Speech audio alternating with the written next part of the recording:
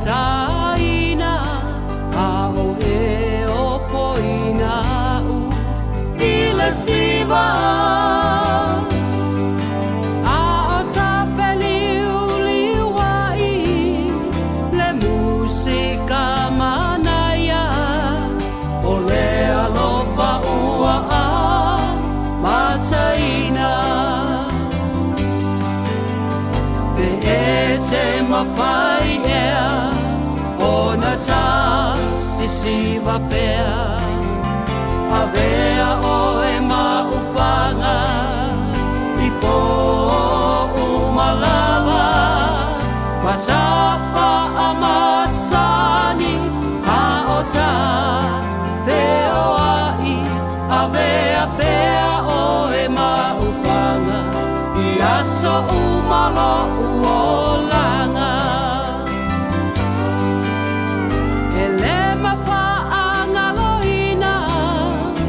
musika manaya a o ta ulima masisiva a o te patu ma o manatu natu e fia vea pea oe moa u pe e se mawhai ea o na ta sisiva pea a vea o e maupanga I po umalawa matafa a masani a o ta veo ai a vea pea o e maupanga I asa umalo uolanga I'll always remember the song they were playing the first time we danced, and I knew as we swayed to the music and held to each other, I fell in love with you.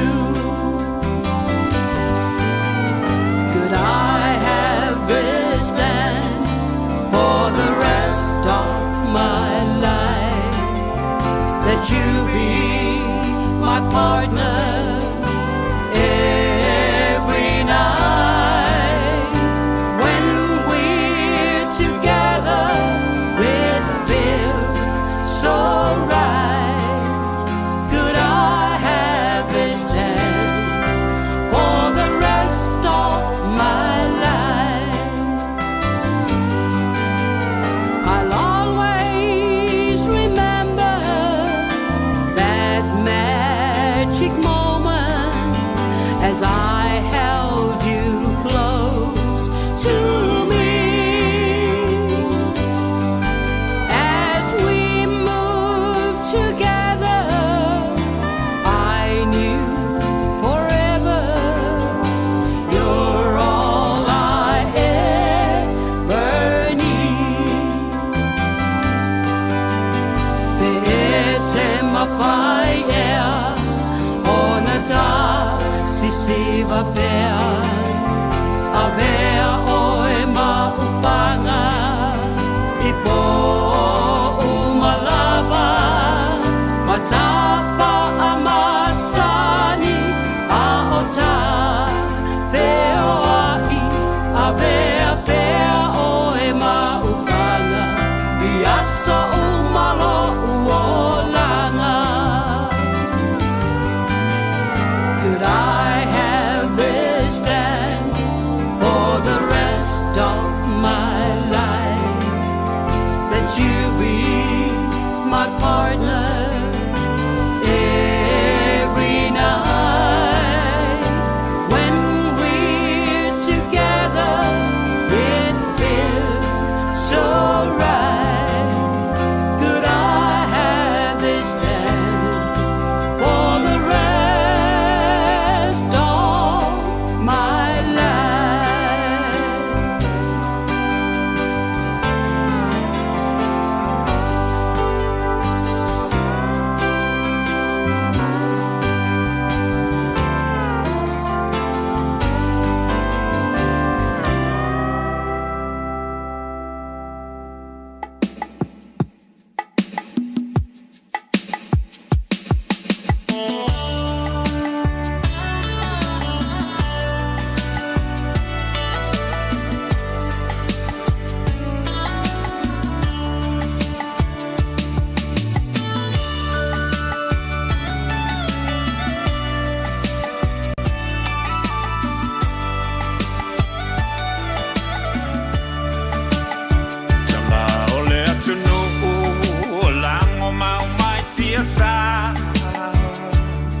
Taimi Oceamani, Maperetania,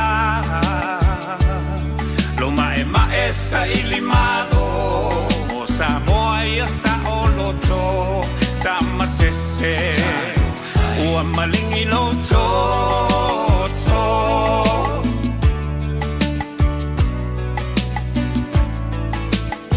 Naitina Ole Mau, Ua Aula Wina Ilau, Le Toloto Te Tele, Ele Ayo Se Fefe, E Au Solo Le Pongisa, Ile Vao Esa Ili Otama, E Momoli, Naya Lato Tau Mafatanga, Lawaki Alangona Persio Iguleo, Ele Pule Ni Palangi La Samoa, Ole Mau Pule, Ole Mau La Valeta Ua, Ole Mau Samoa Mo Samoa.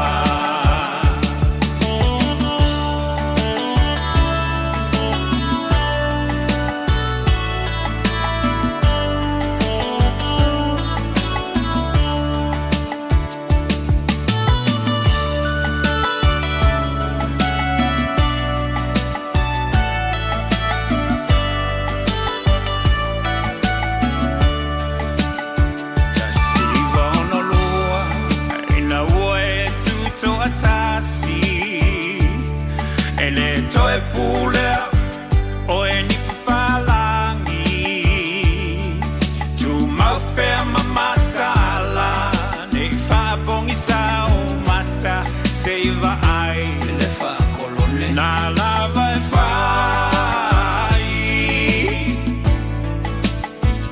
tu la fono uma mai malo au fatasi se o ai inga na fai e papalangi e tele lava ina fetena i matatu manga masani Samoa lauanga nu o taule loa lawaki alangona persio iuleo ele pule ni papalangi la Samoa. Ole Mau Pule, Ole Mau La Valeta Ua, Ole Mau Samoa Mo Samoa. Ele mawhai e vai na tenei a le alofa. Ele mawhai, ele mawhai, ele mawhai.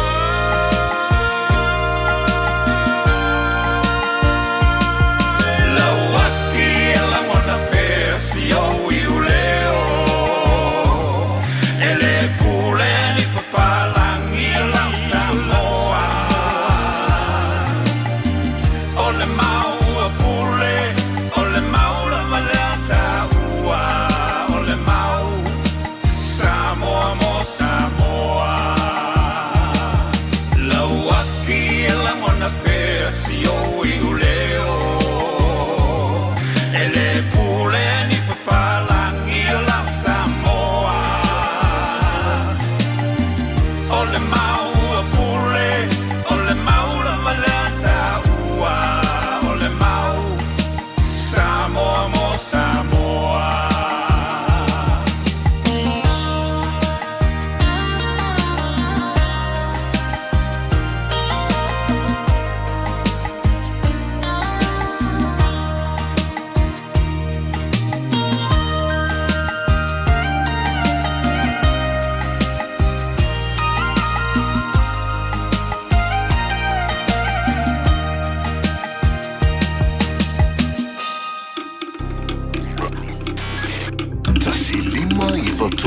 Amo Radio Samoa.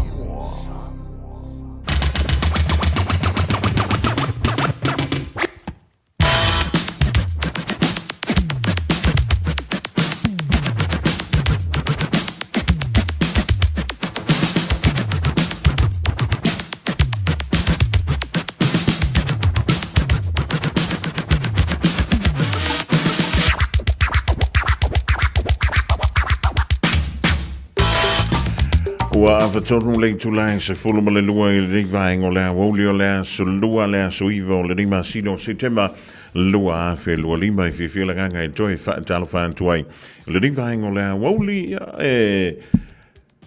fa malu mai lava wingo le tau I le mai tuan tu fa fa to le tato office ya masang yang I malu mai lava so vi ya io o le bona po o le mantua I malu lu lava fa pena ya le va vea o le tai ona le la I le mai tuan I le tūlanga lea sa whianga yei malo tātou. Tano u lea le whai mai I le tai au ana leila. Ia mā lo le whai o le whaiva mā lo le on sai mā lo foi. Ia le wha longo tinga. E te inu lava oe ia I lau tau tinga. Ia e mai sei lau wha maoni I tā lau sui le tai au po e peo le iai. Ia le sunga lea wao I hanta vai. Ia va pe foi ia le tusala ia le tasha va e lua e peo le iai le polokalamina o le mā lo le tai au. E langa teive ai lea wha maloa tu foi le sunga le o le fionga le matu tau langi le fionga ian teito. Ia mo le tau avina o le tātou pola kalamena o le fia mai le tūna iwa. Si i me foi se teimi le mawantu lewa tātou mafutai. I le niwa ango le Aoauli le pola kalame o le Aoauli ma Fofogamua si i le tūla e wha I le fia na. Nei malo le fia le whaiva. Ia malo foi le on sai malo le tau a tai tālu sia. O le nasa maua si na tau mafutanga o le nei Aoauli. Ia wan wha sini ngā malo si le wha wina leo tiute ma whaiva lo filima pei o na tō fia iai lo o tō pa ia. Ia ma lo o tō malu. O lea son nafi. Ai le itu wala na fōa nafi le fiafi. Lea na maua mai ai ia le malelenga lea mamalo o le tātou malo. I le aso o le taimi male no fuanga. O lea ua filia. E wha tauto I nai ia suia whai pule. Ia e meisele whiaunga I le pāle mia filifilia malana ka peneta. O le paia inga lona se fulu male valu o le tātou malo tuto tasi o Samoa. Le aso lua leo le vai so fau. O le aso se fulu male ono. O le masina leo o September. Lua afe lua lima I le afo le iwa I le taiao. Taimi Samoa. I nai le... Sports multi-purpose gene e nai tuana I mato e pe ona wha lawi lo mailea I lea so ana nafi. Ia antono le na ua e malama mau tātou manga whangawha I lei iai. I le tūlanga fwoi e pe ona iai ia le malelenga lea malu o lo tātou malo. Ia ai le I au maia le whirangalo po le malelenga lea malu o le tātou malo. Sa au maia I lunga o ni report. Ma o le teimi mua fwoi lea wa tuina maia I lunga. Ia ni tangi e whaapelea o na tu ina tu I le whamasidonga o le tātou o tono. E whaatatau lea I ni whirangalo ni suia whai pule. O lo o iailo la tau whirangalo. Ia e fia tālo sanga ina le whamasidonga. E le ilo ilonga lea o ni mataapu. E patino lea I le wha I le tātou whainga palota. E pei ona mawai atu. Ia o le tai au la na leila. O lena wala awinai. Ia mata upu mua o le tāle o le se fulu teimi Samoa. Ia po le tāna o le iwa I nei New Zealand. E o lo iei fui le si mata upu e whapele o na wala awina. I le Aoauli o le so. Ia pe tusa leo leitu la e lua I Samoa. Ia atono le tasi nai nei New Zealand. E se fulu ma le tasi leo wha o tangi e whaasanga I le komisi o whainga palota. Ia e mai se suia o lo manu malo mai. Pe a fua tia inisi o li poti na wanginga I lunga o penga te wha I langi. Ia e se fulu ma le tasi tangi. Ia lo noui. E alua tuai le so lua le nei o le aso a tai au. Le aso lulu. Ia pe umala vo le e tawalunga ia tātou tangi le da. E le aso tofi aso nei. E le o mautu mai. Pe o talo sanga ye pe o le tui datu. Ona o le sa mai tawantu le tai ona leila. Wa mantana kiria mai fafu. ia no foa o potu whaamasino. O le whaamasino lea whai tu malo I tono le tātou tro. Lea e whaitau ina ia tātou pālota, mo le whaitaunga lona tonu.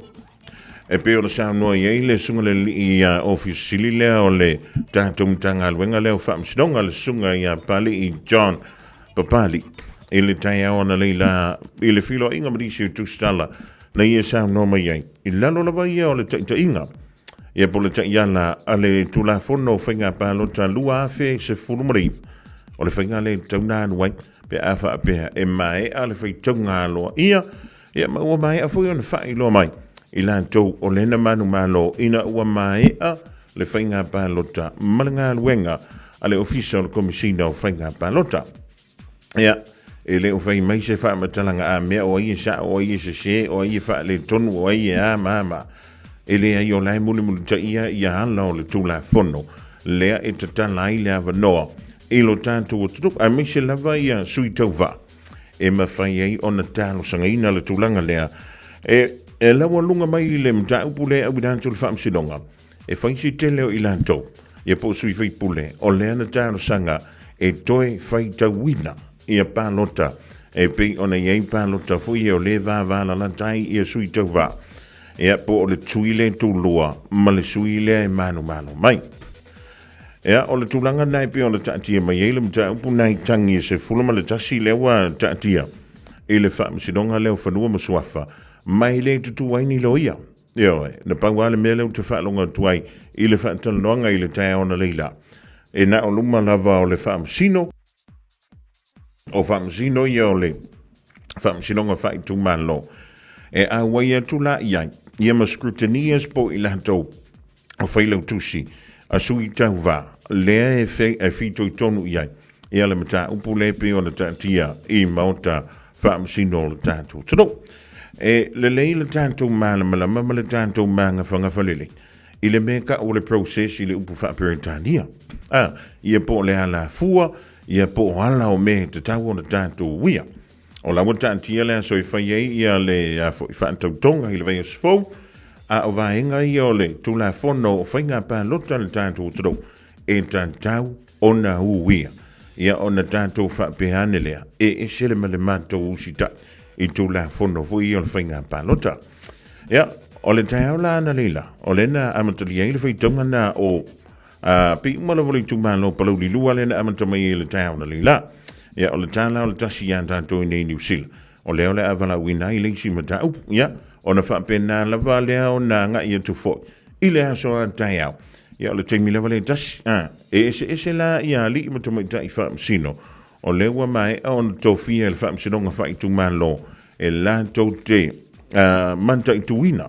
Ia le toi whaitawina leo pālota I le mai ai o le whaitaunga alo. Ia wai e ala tātou muanga ngana fuile.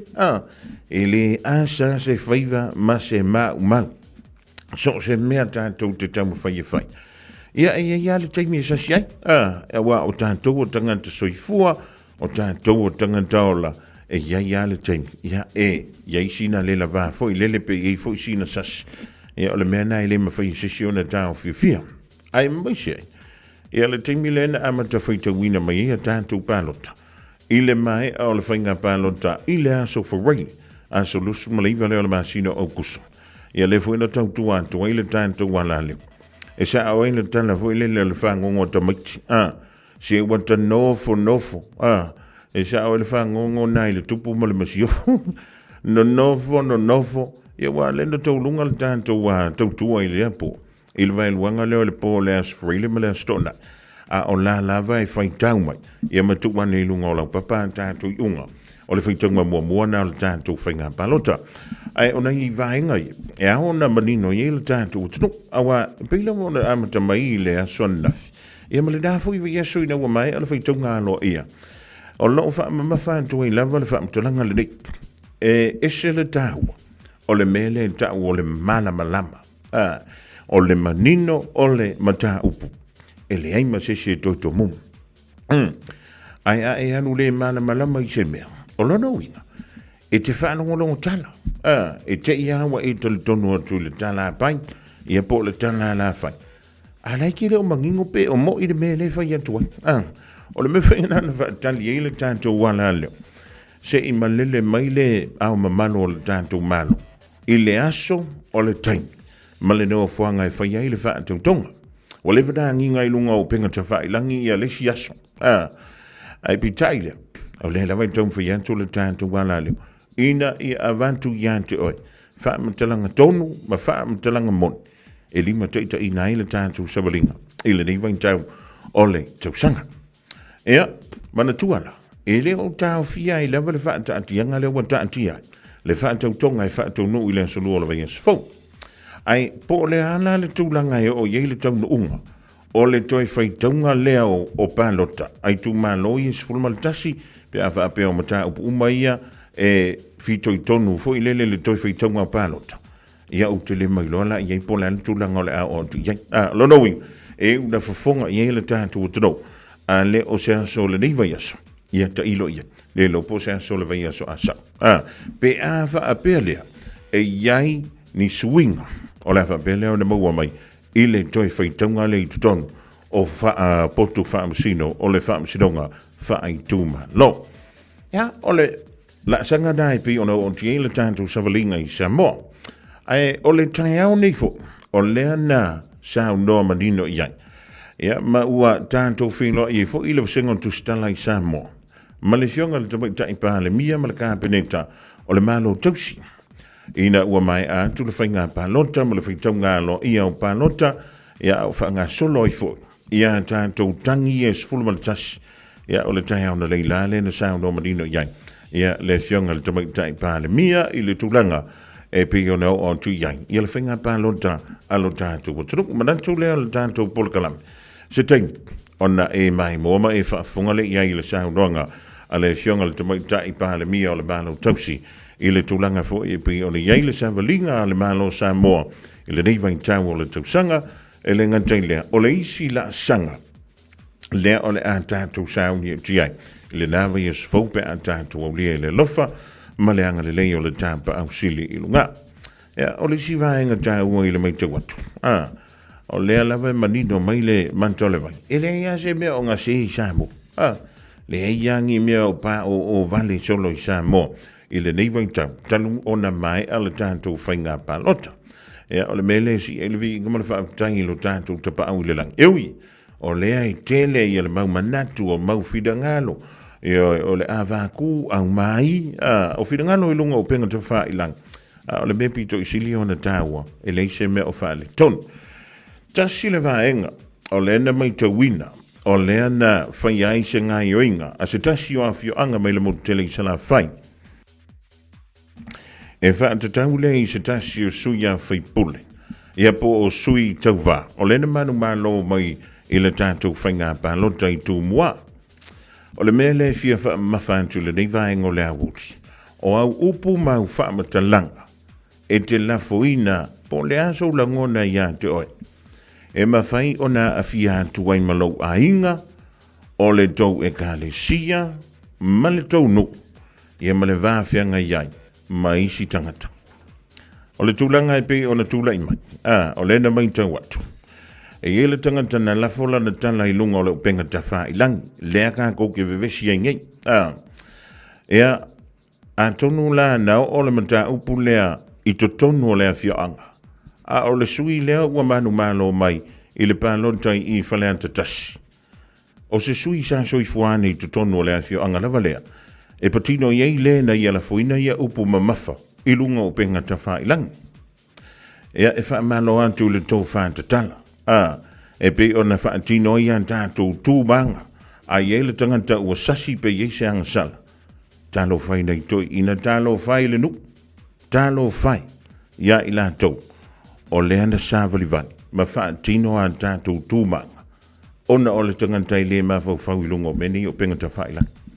Ona uwa mpele, a wha apea o le kūlanga le ka kauonga ka kowoa. O le nowi, a tonu e tau tātama I lalo sole le ngangana lea ua nginga I lunga o penga ta whailang I le nei waitang.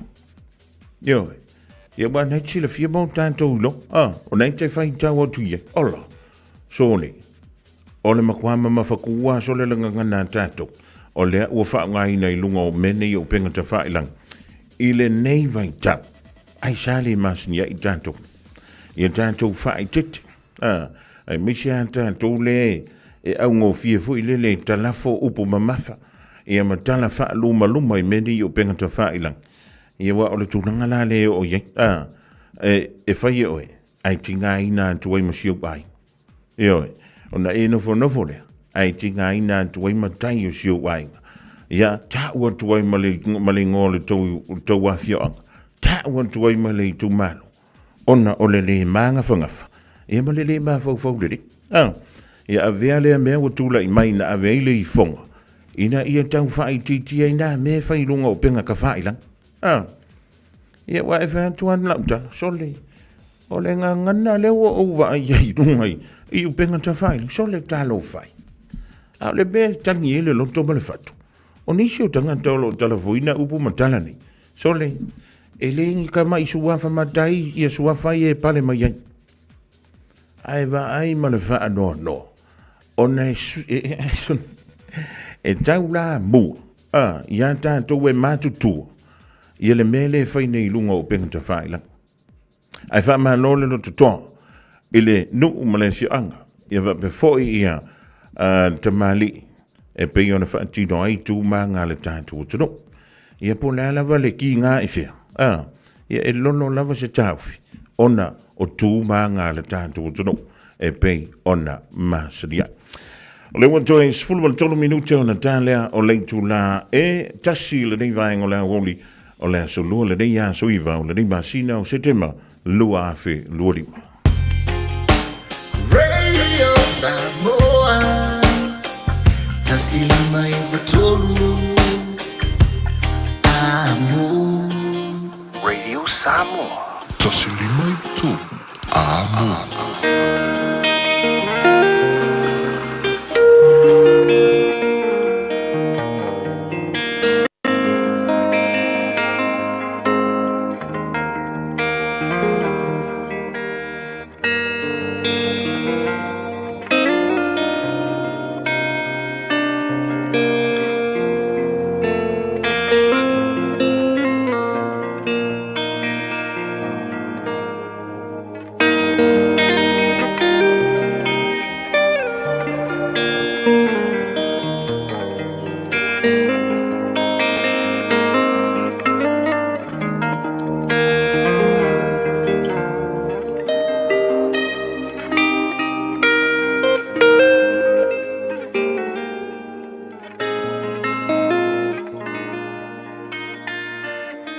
Tau mō le aso.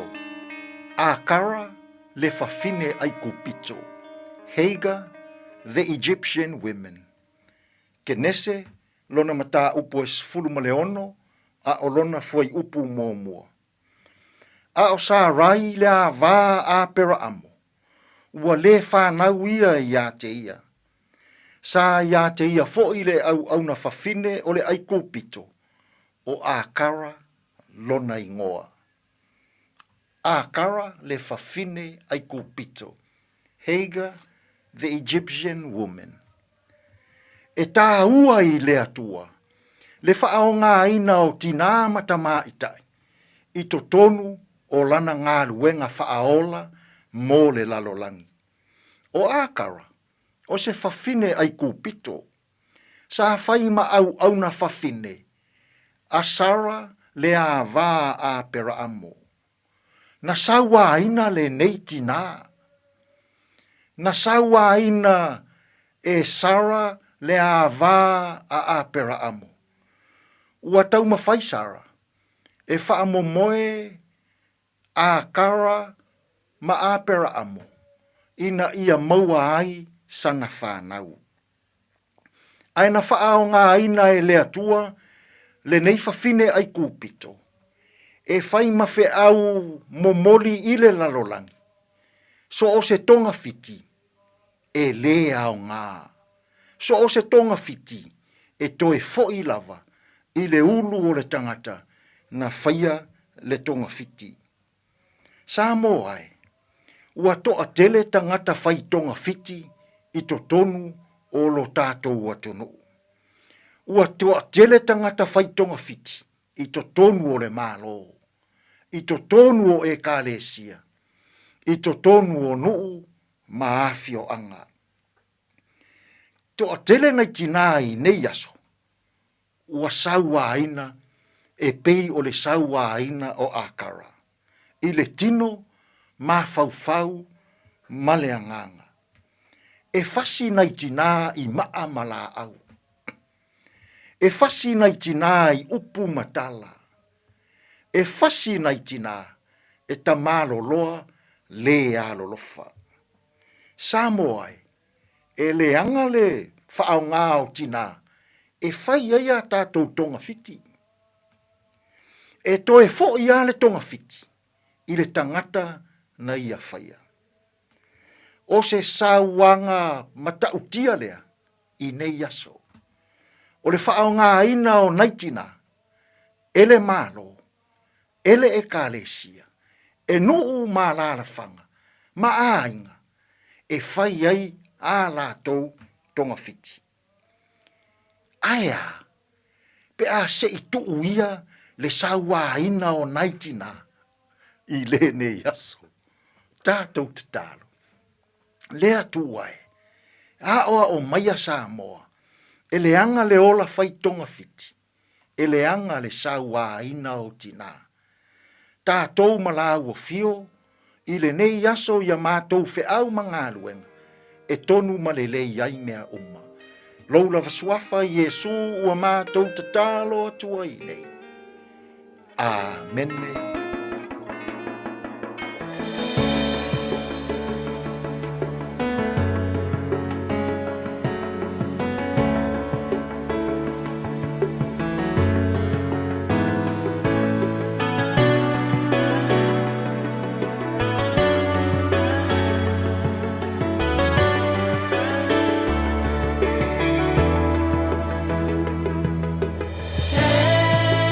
Tetalai mai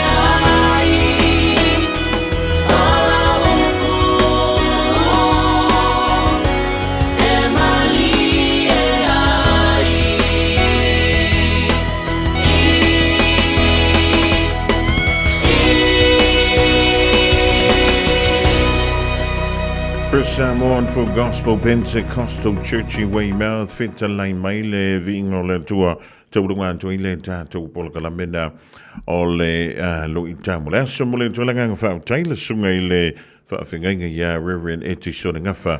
E molo na safo mo tantola ni ya so lua. Ua joy sauni ele mano le turo joy wha ua wina ngā luenga tutu ma whiwa lo filima o le nei fui vaenga o le huli o lo wha amalu walu i pēr winga o le tau. E au ki lani sang tenei an talo si o le naua mamango lau tanga mea.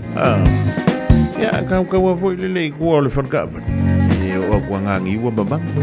Tala i vei whanuma tala i talonga le ngana Britania pe an tala tas. O ka lau hani, o lau ani pa sili sili o te patu saina. I se apa e la pi, o se pisu pasili. Pose masike ke mai piti pasina sa pasui Oni tamato manipi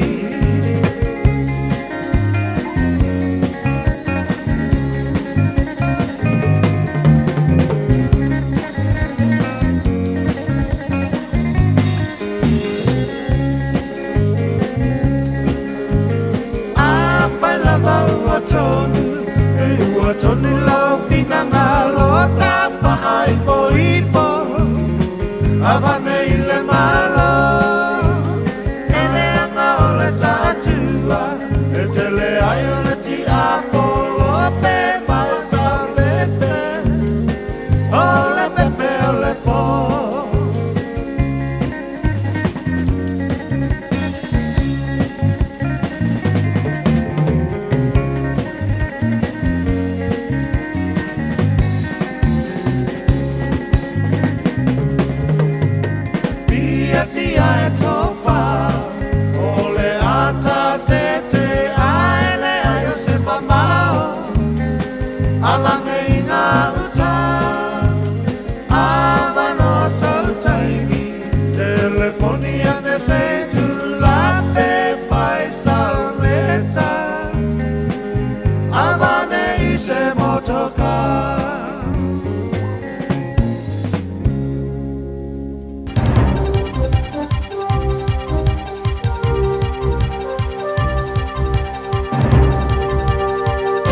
In this update, police are carrying out a forensic investigation in the bush near the scene where Tom Phillips was fatally shot.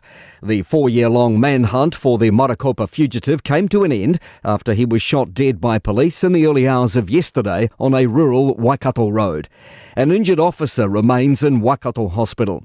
One child was with Phillips and 2 others were found yesterday afternoon at a remote campsite. News Talk ZB reporter Jordan Dunn is in Waitomo and says a landowner allowed him to view the scene of the shooting. Gave us kind of this angle to look down on where this was all happening. Now, we were able to see some of the forensics teams and some other people. We were able to see some local iwi members walking up and down, and we understand that they were kind of blessing the area. Police are due to provide an update at 1:30 p.m. The final moments of one of the 5 men killed in the fire at a Wellington hostel have been played to a jury. Liam Hockings died in the Loafers Lodge blaze in 2023, and a transcript of his 111 call has been played in Wellington's High Court. Hockings is believed to have died during or shortly after the call. Fire and emergency dispatcher David Barker says after 8 minutes, Hockings was unresponsive, coughing sporadically, and would not respond to questions. The 50-year-old defendant, charged with 5 counts of murder and 2 of arson, has raised a defence of insanity.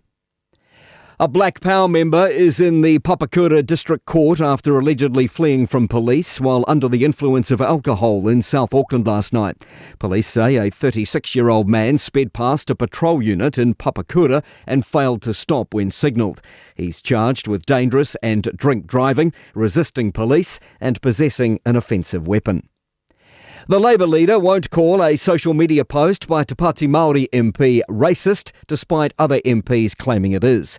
During the Tamaki Makaurau by-election, Takuta Ferris posted a photo of Labour volunteers with a controversial caption about their ethnicities.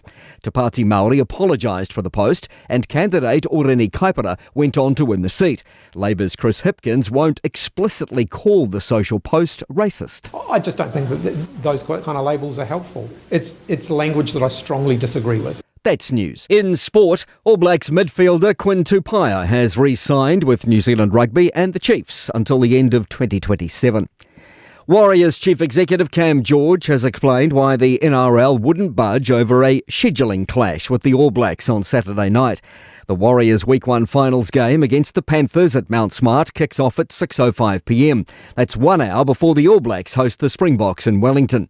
George, who had requested an earlier Saturday afternoon slot, says there wasn't much room for the NRL to manoeuvre in their schedule. Friday night wasn't going to work for us. There'd be a 10 o'clock kickoff here. The Saturday afternoon one, the Wallabies play, and I understand Canberra were desperate to get their hands on Sunday due to the turnaround from last week. In Premier League football, Nottingham Forest manager Nuno Espirito Santo has been sacked. That's sport. I'm Malcolm Jordan. Radio Samoa. Nasema hivyo Tommy. Ama.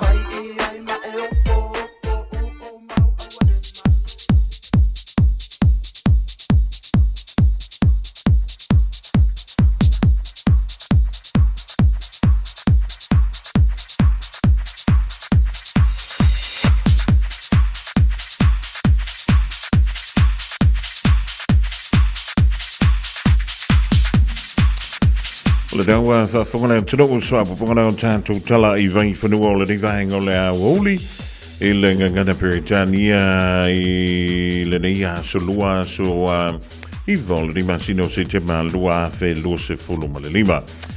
O se temi ai le I one link to last fulu lua I le Aouli le so.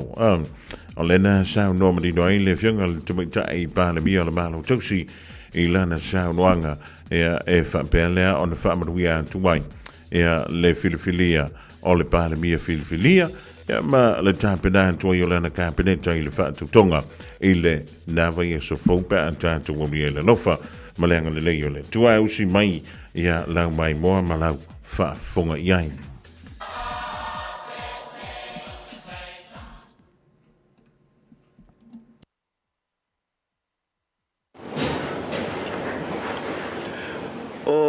Lea ua malama I ungalu ma toa I mata maunga fi sanga o laulai.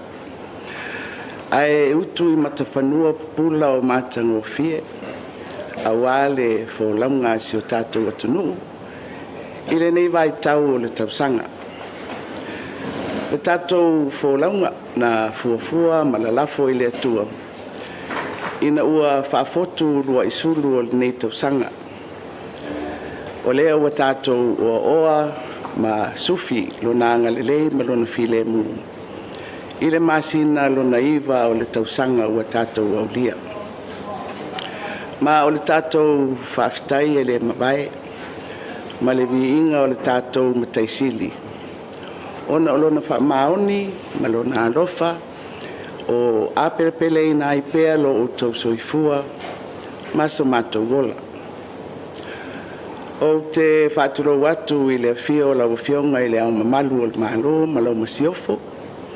Le awhio sui o le fono sui tofia. Le pa ia mawalunga o le tawhatolu o le malo tuto tasi o Samoa. Ia I le fionga I le sui palemia, ma minister o le kapeneta. Le fio o le whaamasinosili. Whapea alii ma maitai o le whaamasinonga. Le afifio sui mamalu o I tu malo e limas fultasi. Ua filifilia mo le fono au faitu la fono. I le maea o le palo tetele ua fitoa maea.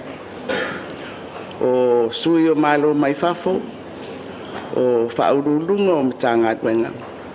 Ia whapea ia whalapo tonga tu maoti ma pisinisi. Le paia o taitai o ekalesia, ai meise le au whenga luenga tutofia le atua, I le nofo a ekalesia keresiano I Samoa. Ia ai ale paia maolunga o Samoa, mai ionao se ia o ionai. O paia wa ainga ma latou tama o tama ma o latou ainga. Ia le malu tu mua mpule I tu aung ma latou ainga I le tai, ma le vaa o fonti. O te whaaturo atu foi, I le tapo inga le whainga malo a tutuila ma manua. i le afio o le kovana ma le whainga malo i le pulenga whatonu. Le whamasinonga ma le maota e lua o le whonu whaitu la whonu a tutuila mamanua. Ia o le paia lava lea a wā le whaleanga fulu ma le nofo a maupu sua ma le vai whanua o fofo mai tūlangi i tu au ma la taua sa ole ma le lau miu na sae lua. O paia i le motu sa a wā le awhio whatui o le motu ala la tai to o le whale ula. Ia o leo ua whalepa foe a tautai ino ua mangoto le ngafo. A wale whai ngā whiriwhilinga sa alu whaiva iai le paia o le atunu. E whiritanga ngai le tō whā ma le whautanga. A wani sui e taua beina no fua o i tu malo e lima sifurutasi o le fono au whaitula fono a Samoa.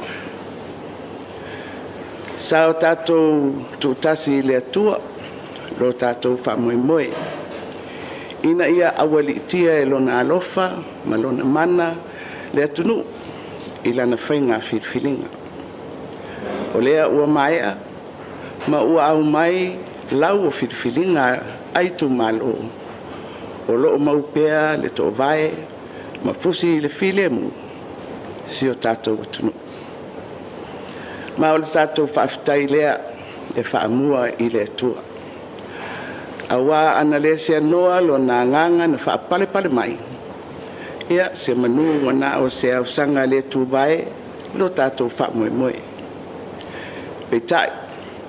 O lo na lofa ua ngonga ai le fasulu o mtangi vale mani falia o i tu waso au pouli. Faftai tele i le au whainga luenga tutofia le atua. I so se whatawhaitaulanga kerisiano i le atunu. Ia ai maise o le atunu atoa. I lo o tau whaitatalo ma whainga whiriwhilinga a le atunu.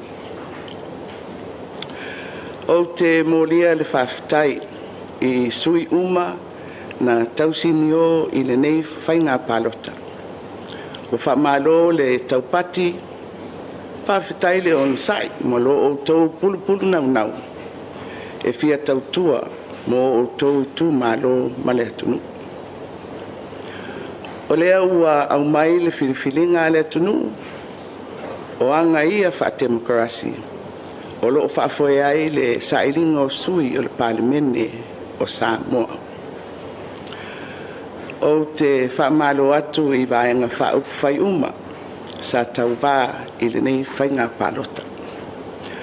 O se tasi le nei o whainga whiriwhilinga ua whaamawina ai le tele o vaenga whaupuwhai.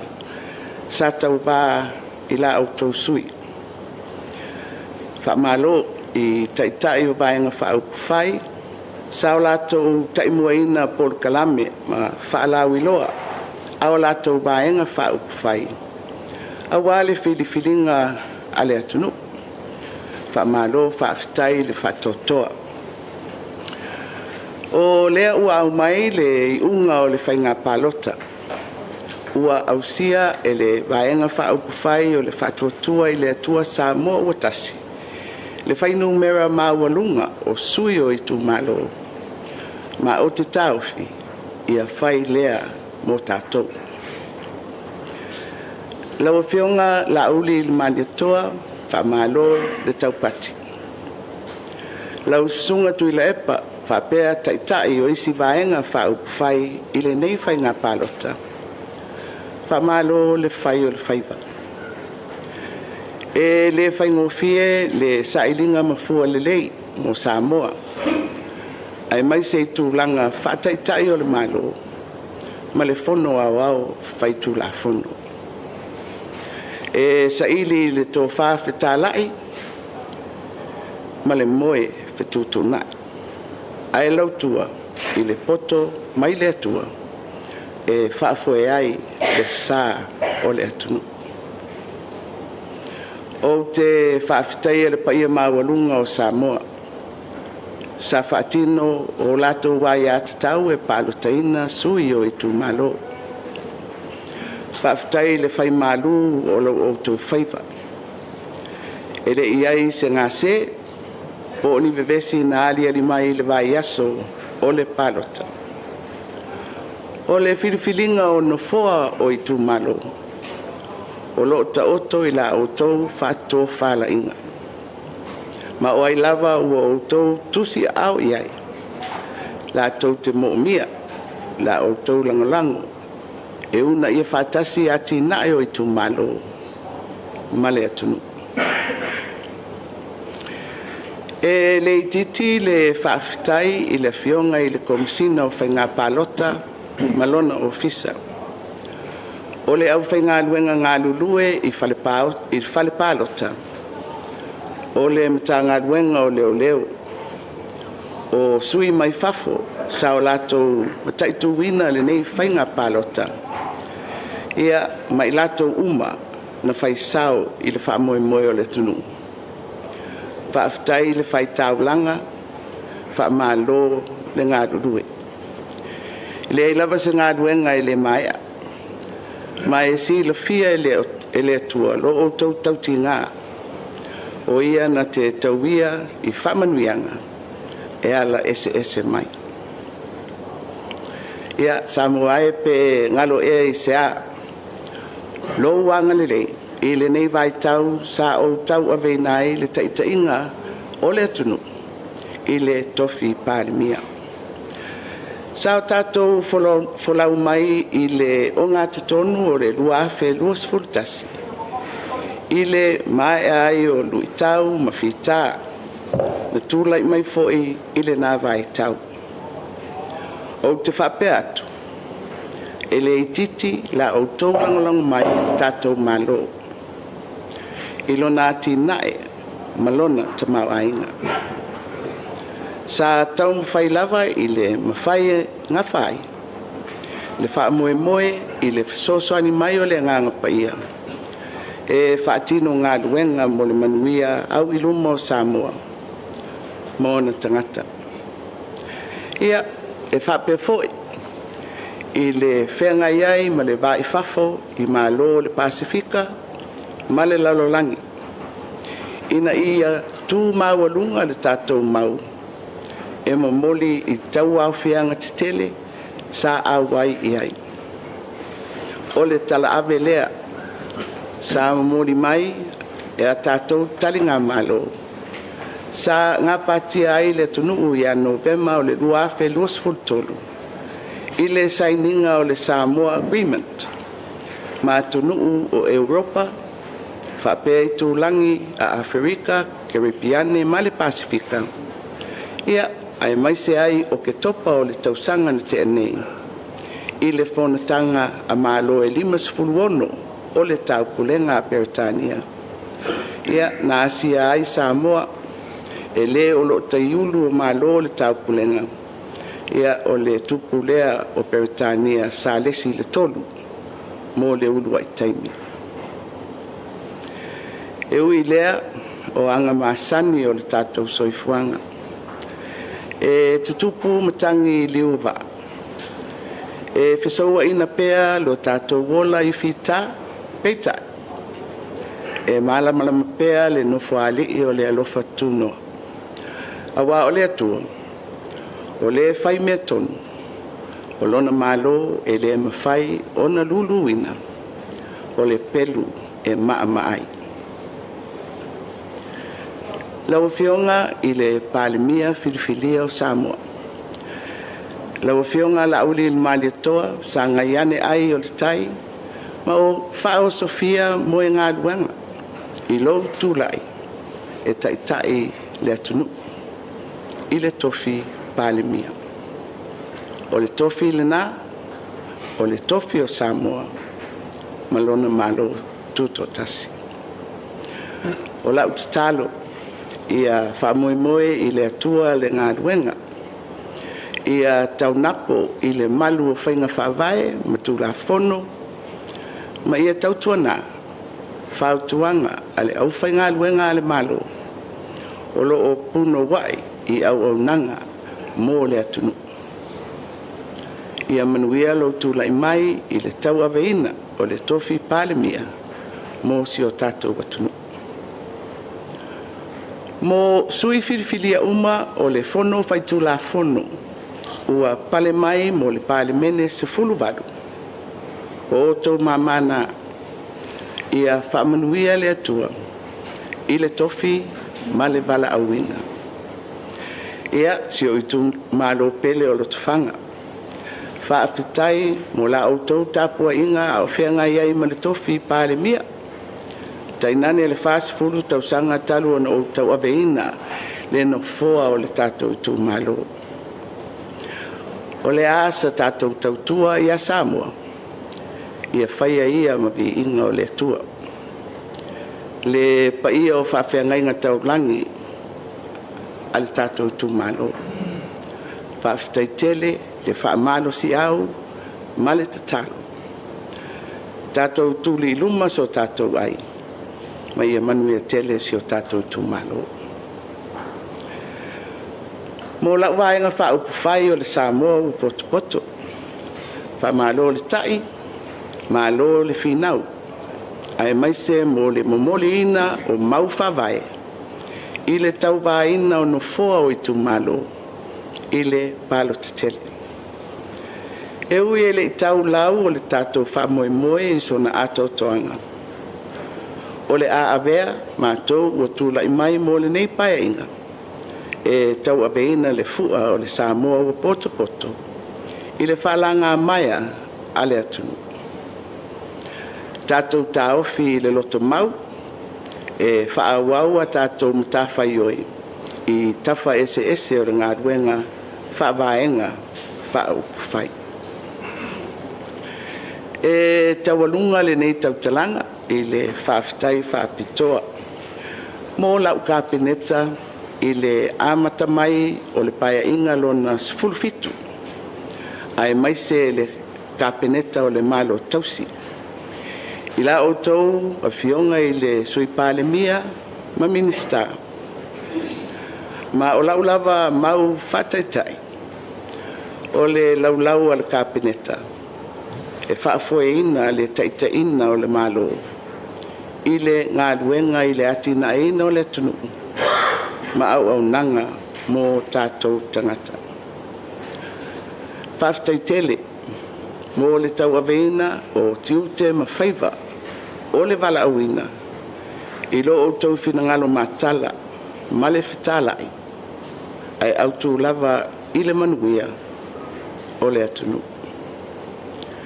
Ia whaamanuia le atua, ia outou a fionga, ai mai se o ainga mai e pele. Ia, tātou talo soifua, I le aso ua tofa, e lana fionga I le au mamalu o le malo. E tau au fi ai le palemene mo le whatautoina o sui mamalu umo le palemene. Ai maise le palemia malana kāpeneta. I o tātou maua whaatasi le aso I le file mu ma le anganga whawhitai. Ua mae a le whainga whiriwhiri ngā Samoa I le tausinga alofa a le atua. Ia manuia tele si o tātou atunu. Ia tu mau pea le file mu ma le alofo le atua. Ma le maftanga whaiwhai pea ma lona anganga. I lunga o le tātou tofi o Samoa. Le tātou watunu pele. Ia soifua ma ia manuia. Radio Samoa. Taslima iwatolu. Amo.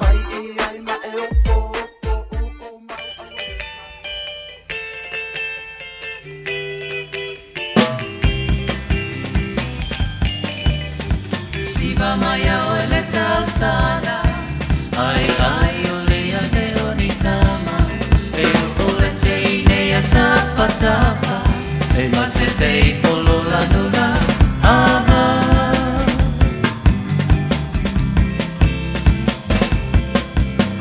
Siva maya ole tau sala, ai ole leo ni tama, e ole te nei tapa tapa.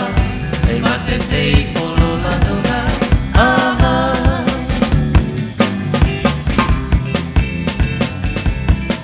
E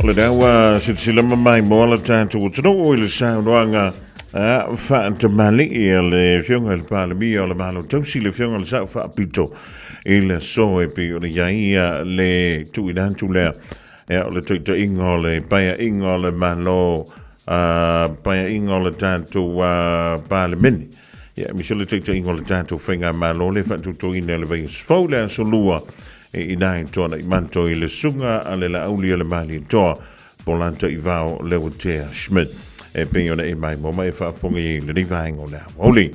Hoisi pisi o le tautoma unanga le tofaya tongi sia e ma le tātou whale ta vale leo le Omega Cars i le Luce Lau Cavendish Drive i nai le pitonu uleo manukak e mwhaiona e anga iai sa i le eso sahi le neifo i vaitau o le tausanga o le o iwa lua fitu lima valu tasi lua le la tu numera o iwa lua fitu lima valu tasi lua e po la numera fe avea i ole o lua tasi fa fitu ono lima fantasi o lua tasi fa fitu ono lima fantasi o na i fo le penga te fa ilangi o le omegacars.co.nz e mwhio re anga i hei e te sila ia me tangtanga i po o lea lavali tu ai nganta vale o le nei te whirangalo i hei e maua e le tautuamala undanga nā le wtalenga ia tungi Sia Pia Wilson e po le whionga ia lumanvai o le undanga nā le Omega Cars lua se lau Cavendish Drive i Manukau e te maua iai ia lana tautua ia ma le undanga foi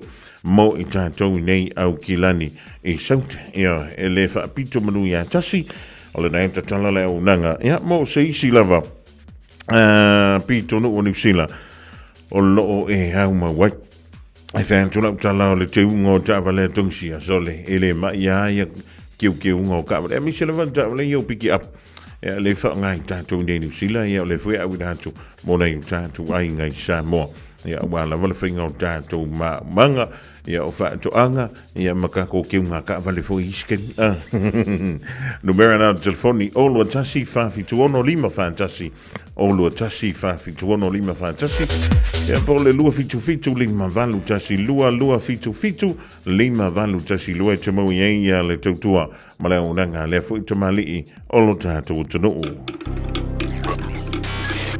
Tasi lima i watolu amo Radio Samoa. O le wha atoa uma o tātou tui pui ar kōwiti te tau ona whai. O se awala i tau sia le lei ai i tātou, o tātou tua a mātutua, mai e pele i ai tātou. E pipisi le kōwiti le vau tangata, lea e ono a whaina ai i tātou uma i awala ese. O nisi tangata e siri atu ona tinga aina nai lo isi. Mo le puipuia o oe mai se mai onga. E whautua ina le whai o le tui pui ar kōwiti mo tangata uma o lima sifuru tau sanga malunga atu. E le ai se tutongi, mai ma whai o na whai pea uma le ono masina talo o na whai lo tui pui rata mai ar kōwiti. Pena e maua fo e wha mai. Mo le whatonu ina o sau awa noa po le fia maua o nisi whamatalanga. Whawhatsota i lau fo mai po le whale talavai. Pete tanga i le bookmyvaccine.nz.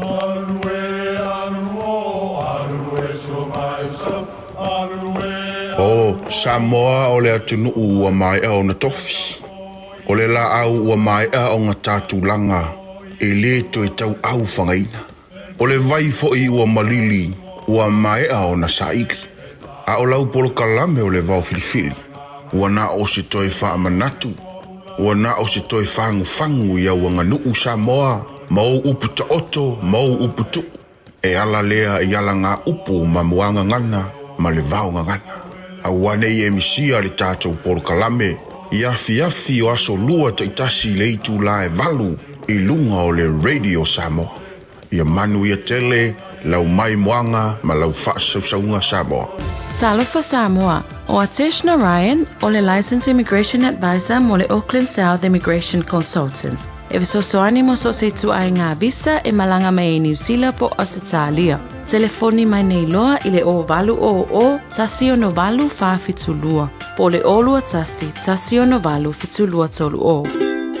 Talofa Samoa, waule nei o kāsputi alu, awale sui alingila waule ki o. A eva mai ina se furu lima iwa kolu. Amo, Radio Samoa, Vevela a. Bread of life, sent down from glory. Many things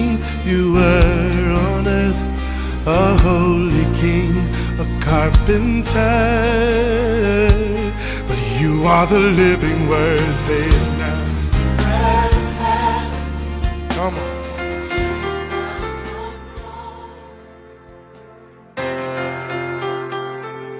Talofa tatou tunu le nei fo yaso te fie fa filo ia te oe ia ile swafa manu malo tatou le fa ola o Yesu Keriso.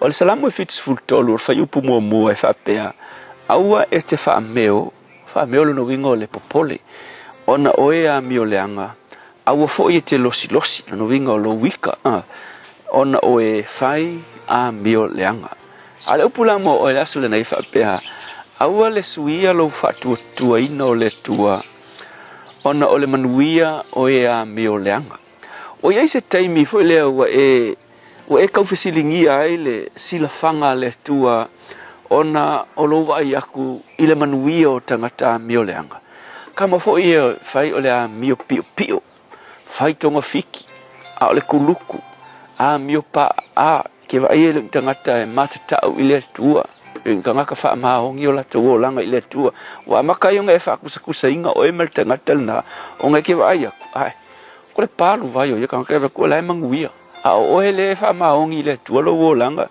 sa vali ia lo le tua como fai o le la miuton e ke vai sole e siria pe manga ia ku le o langa kanga kala mal manguia la wi tangata la ngai lo oi so le me la tupu e o inga nga e fa kamalai o ilo wo langa fa le nganga malo fa maongi le ke vai ku ila lo fai upule fa upetoro e fa mai tala le tu o ke fa meo o ke ikal tanga al fa upetoro e fa mai ia e fa tu o ia yova ma fai pele a mio le lei ma e kausisi fa maongi la me fa mai le tu o go si la fia le tu o fa salam wa makaunga vai ku mangu yo tanga ta mio le ia akongo fesili fa ia le mela usanga fa maongi la so nga fa ku ile tua fa ia la mio kong ala le va ve ku le manguia tanga ta mio le la fa mai le tua fa upelua fa mai a waile pine ona sele ese ina ila to e pe o le mukia ai vai foi mta upunga fitus full tolu o ia la mta upula valetas ina ua sa i mai tata vita onga o le manguia kanga ka a mio leanga beka vika o mele o le malama kele pe fa fen kupul mele ai fa mai e foi upuna por fai upu salamo na fitus full tolu por fai upu full fitu fa mai ai ngo o le aso no o walu ele malu fa mai no o i loa le ungo tangata ia fa mai lo tala tabita e moni lava ua e tu inatu ilato iala masese al fasidi o amengi wala masese o ala masese o me fo ia manga ngaia pingi manguia ma fa manuianga o la e fai kanga kamila ma ku manguia ele lo o ala nga e fo ringa mai e akiri ngo fai ala nga mele fai pe le okay ele lo o lo nga ia ku ala masese o le fata funa ina le o ia o le kumo le fua mai le tua kai pe me fo le ave mai o tangata e o inga so e fa ma apelo na u e inga ngausia o ia ai le ise fo lo no venga lo pula mo o le aso nei au e ke ika au e ke losi au e ke fa meo on o le manuia o tangata a miuleanga fai mai kala le sko inga ngal makongu ina wa ika fai au mai on makwa palu vai fai au ia fai lo ko inga langa fa na vai wa o le va on sa fai au le manga me ia a fai mai lo kala le sio natali vai ali papa ke lo ko un le ya kako liu loku sui kako loku fai singa palu vai nga fai au a fai mai lo tala to ina langa fa na le ai o ma fau kako loku pe i le me kako fai a palu me fai au kako palu fo ia ia ino ko nga me fai le aleanga mai tangat ia eleanga fo ia ele le me langa le fai mai ku spai ai ku kanga ka mi nga le fai langa mi leanga le fa maongi palu vai au le sui ai fu au nge ke e palu vai ko foi mai ai fai mai kala ku spai le me ke fai fa tua pe o ia yova ma faia pe le a mi le tua au lava ne isuia ma tu langona ma tu ma fau ma fa tua ia te oe pe a maku va ia ku le manguia o tangata ele o ava ia te oe wa o mai le o fionga ia akili ai o ma faia pe ma tu fa maongi awa o oe o lo sisila o fonga Whawhitai Iesu. Amen.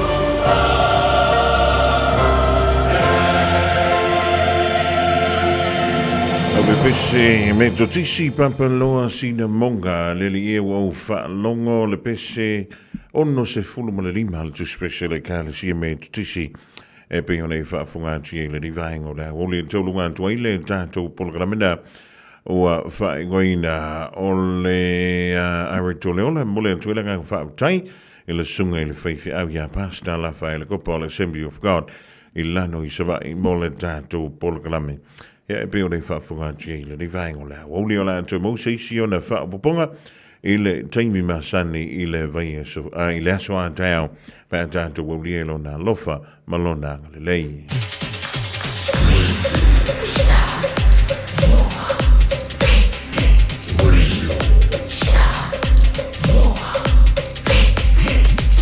Tasi limo i vatu, amo.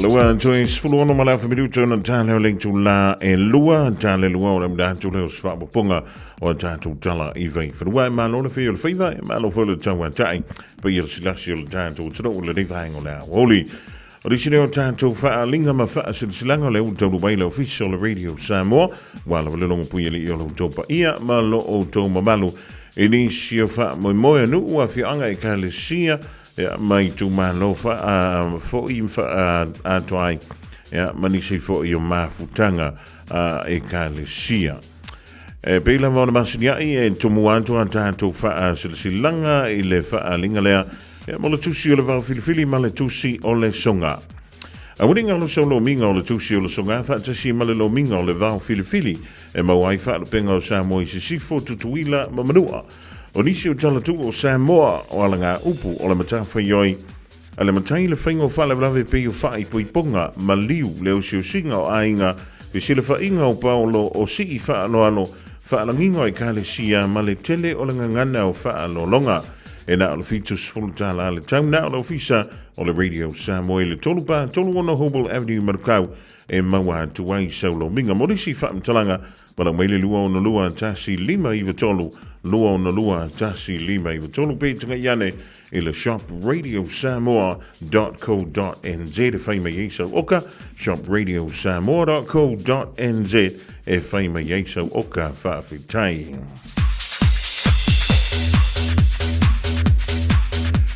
Alexia tātou silsilanga mole ainga sa tawhatoi iwa i Savai. I lewa male whaaloalo te waima tau te silsila antuai e whapea. Wa yeile whingalo te māpo o suafalo tātou ainga sa tawhatoi iwa o le awhaia le whilo inga male talaroanga a suli mawheo i uma o tawhatoa moangu te aleulua i ali o iwa i le aso se fulumale lua o se te manua whelua lima i le lawa o tawhatoa i iwa Pasale le anga i sava i Samoa Fiele le tula iva i le taiao Ma tau te talo atu aima wala ulia lo tau pa ia malo tau malu E su maima tala au mai tātou a wahi le aso tu poina A wale wha mai mo si o tātou ainga Ia tau teu ma wha le leia lo tātou loto i whale Ma so alau pule ai no fopo matai A si o tātou ainga sa fofoina Ma ole ale tau fia la vale fai unga ole antasi e lo tātou ainga I le aso i lau le awai mai. Ma le whaano lava o lo seinia le wha sa longa e suafa ole ainga sa tawhatoa. E a fia ai tawhatoa waita lima, tawhatoa anga sa tawhaleti, tawhatoa Iosefa tafa kesio, tawhatoa leifa lima, tawhatoa fua mai tafa muawaa, ma isi sui ole ainga sa tawhatoa o lo nofo I le ainga. Morisi whaamtalanga e te fia malama antili ai, whaafso te yane tawhatoa fua mai tafa muawaa, po esta tofilau, I no mera ia o le ata ua. O le olua tasi o valu lima o, iwa lima. Olua tasi o valu lima o, iwa lima, po esta tofilau. I le olua tasi o lua iwa lua, ono fitu o. Olua tasi o lua iwa lua, ono fitu o, whaafitai.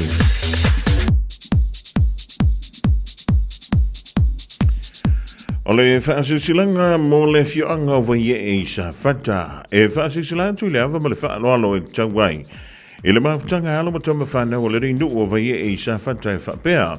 O le awhaia le tātou mafutanga masani le stone ne ia so sfulu tolo se tema lua whelua lima. Mai le tulai tasi le Aoauli I le lawa o lutu I manga mau. I le foa li neri plates I mangele. E wala o tuai le pa ia ma le malu le tātou mafutanga. A misa tama whanau si tātou nui au kila ni nei. E a whiwhia mai tātou wheiloai, ma mafuta i le tātou mahafutanga. E morisi whaamtalanga whaapso te iane le tātou numera lea, o le olua tasi o iwa lima, lua valu. Olua tasi o iwa lima, lua valu. Whaamtai olo se nia le raulau a whono, a le mahafutanga vai e I au kila ni nei. Ma le tātou wha silsilanga mulimuli leo tanu mai leo fisa o le Radio Samoa. O le mahutanga whale toi sa tupu I tea. I le awa ma le wha alo e wha silsila antuai. I le mahutanga alamatama whanau o le tātou ainga I whale toi sa tupu I tea. O lo alalama papa au I so sei tua au kila ni nei e wha pea. E toi thia mauza tātou whilo inga I le astore nei. Aso se fulu ma le tolo o se tema. I le afo le tasi le Aoauli, a wanisi o tātou fuafuanga sa fuafuaina. E fia whātaunuina le stona nei, I le no whanga masani o le Valu Lane Road I Weymouth I Marurewa. E marisi whaamtalanga whaamso te iane, I le olo tasi o valu wha, o iwa fitu valu. Olo tasi o valu wha, o iwa fitu valu. Po le olo tasi lua ono lua, Iwa fitu o tolu. O lua tasi, lua o na lua, iwa fitu o tolu whaataiolo senia. E asiantanu o sala malau tafi sina pati le taite whono. Ala mahatanga ano matama whanau o whaletoi e sa tupaitea. O nisi nao tātou wha silsilanga lau taunu mai le riva hango le Aoauli le tautua ale Radio Samoa tasi lima, iwa tolu wa moine o toi sfulu ma le afa minute o na tale o reitu la e lua.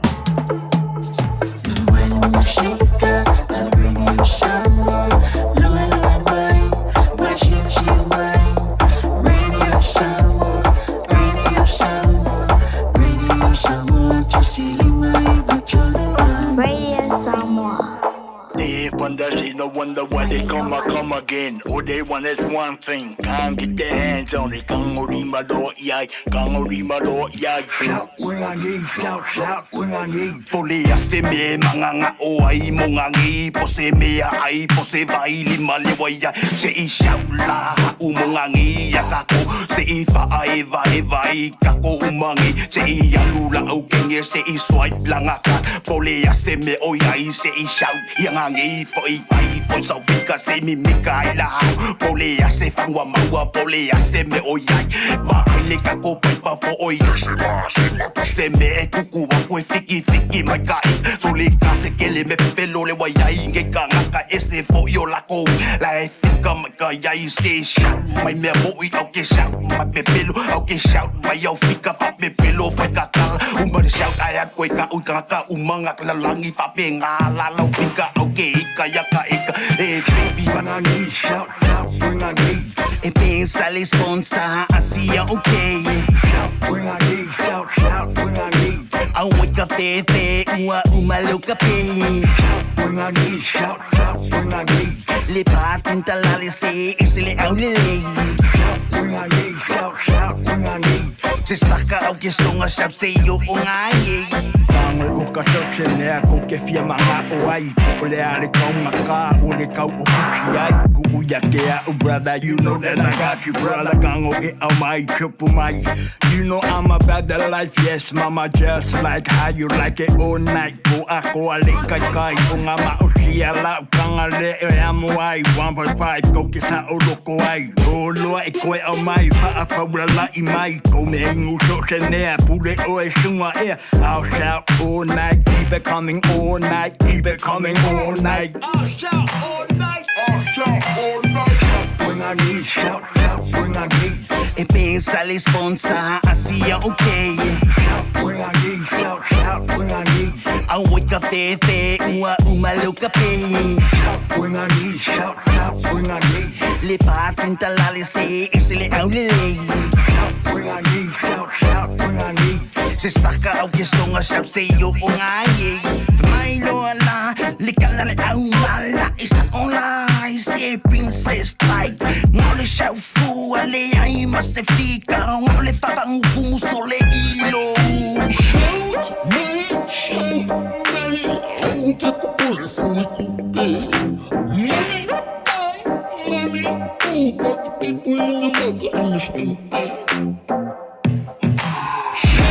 wingagi, shout, wingagi. E pensa le sponsor, assim é ok. Wingagi, shout, wingagi. A wika pepe, uma louca pe. Wingagi, shout, wingagi. Le patin talalisi, esse le aulele. Wingagi, shout, wingagi. Se staka au que som a chapte yo wingagi.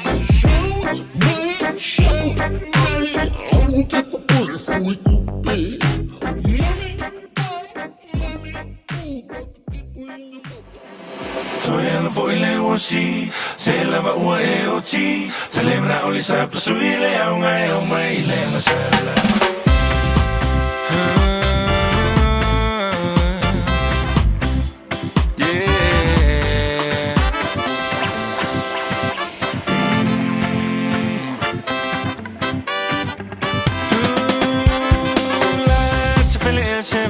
Mole fa chali mai e po a e na te unga fai fa avale so ona vali la mo mutu ai le vali male fa e che le vali le na o me vali le ta se fe so ya no foi le wosi se la va o e o ti se le na o le sa sui le o mai le na sala so ya no foi le wosi se la va o e o ti se le na o le sa sui le o mai le na sala.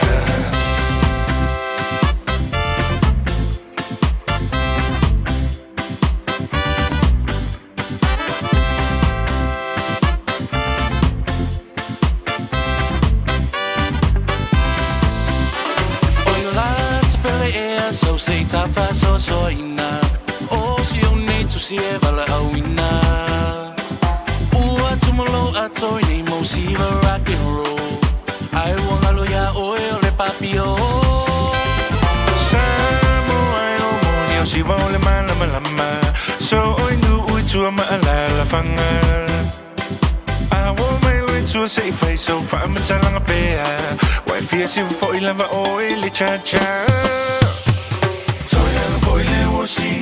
se lava ua e o ti se le nao ni sa pasui le au mai le na sala so e an foi le o si se lava ua e o ti se le nao ni sa pasui le au mai le na sala na na na na na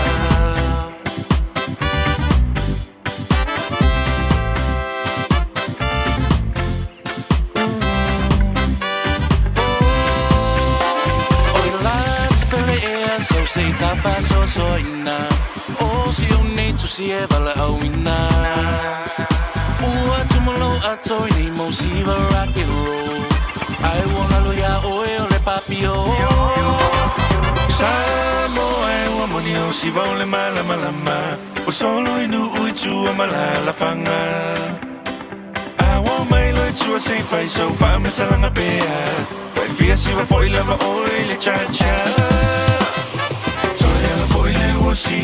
se lava ua e o ti se le mna o le sa pasui le au mai le na sala so e an foi le o si se lava ua e o ti se le mna o le sa pasui le au mai le na sala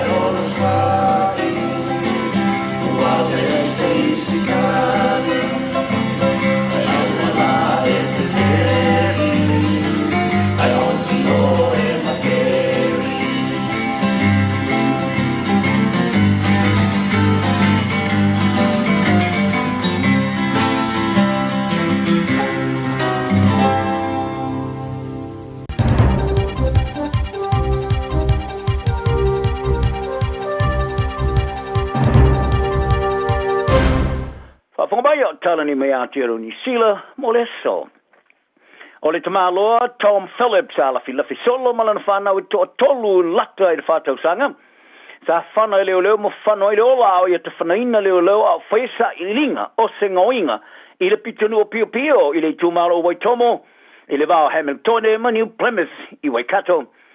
Ole tamaloa sa solo tai solo malana fana o to tolu tonga va mo no fanga monga.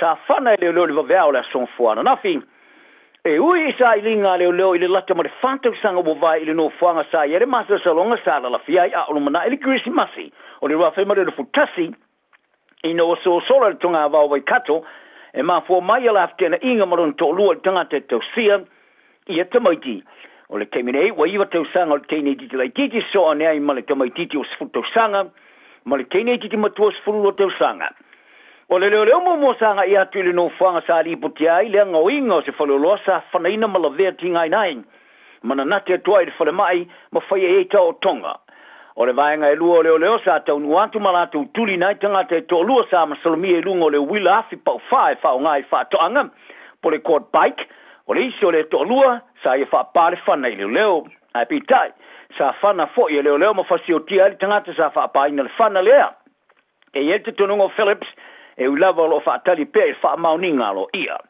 o le iso le to lua sa ye lungo le wila pa fa o le fa fino Phillips le fa manualia matafia I le mo fo ia se lango lango ma se so swani o se fa lo lava sa fa le pari me Christopher Luxon e langona le fa no to e matau te tele e se fa mtanga se sia sa au mai le Johnny Sila e tina o tamaiti to tolu e pe nei loa ia cat sa ia fa lia sona ma psanga I fa ngona ma fatia malitinga sa yain ma o fa mutali nei a ela ngona I fa no ile me tonu o tupu mai ma ia ta wai sa ia lava le latu fa mo ngai tu fa fo ia tu te maiti se awala file mu mal sa ngale mu motanga te tu ziuma o afiai ai se tala fia le fia van po I se fa mtalanga te sia sa fa ia ele te mai tai su kom sino le Jill Rogers o fia ino wa mo te maiti to lu e no mani afianga ai pe tai o se amatanga leo se forlonga umi mo to fa leo la to mafau sa ia ile atungurungo leo ina ne ile mo te maiti anga mai le po na po se tulanga ma losi o le malulu ai fa le Rogers o no fanga sa ma wai te maiti o pupuni ma leo ina nei ma ole a fai e Yesu e en fa scientist leo e fa mo le umi fai to waso sa fa dia leo sa la to mo ia le vanga tonu sa tola wapi te maiti mai ni fa mtalanga sa ma watu mai le teine ti matua le sa mo fa tasi malon tama a tom fai ngoi se follow lord of val fa dia Rogers ole a fai nei sa I lingo fa fo mai te maiti ma leo la nga ru fa tasi ma pa anga ia le matanga ru te maiti ne mauti no ai lo la to mo se langolango e la tu te mana mia I le nei vai taimi o le whaingata. Mai Australia, o le tinaia Aaron Patterson, o le awhaalu ia le leilo rifa ma le tōs fu tōtou sanga le wharipui i le oranga tōlea, i lona whaseo tio tanga te tōlu o lona ainga, ma le taumu whaia whaseo tio le se tō whaai ai, i se mea ai po se pai, sa ia kukaina, e sui whata se ima pūlo wai kua onga. O le aso nafi sa lawina ia le whamasnonga o Victoria, ia le whasalanga o Patterson, e le misuto sanga, i le oranga tō wharipui, i le whaseo tingo mātua o lon tō lua mua, i le lua whima le rufutolu, Don Gail Patterson, ma le uso li tina ia Gail Heather Wilkinson. A e whaono mwhaina tala i tua, i lalo le tausanga i lua whima le lima suma le ono, o teimi leo sili ma le vausu tausanga. O se tasine o mata o busai longa na tō sina i eilo o minga ma whasala longa i le rorangi. O no le mata ino le awala sa whaatino ai, lea whaseo tingata. E tawala tu ini pai sa kukaina e au fiai ma pulo wa itu ona.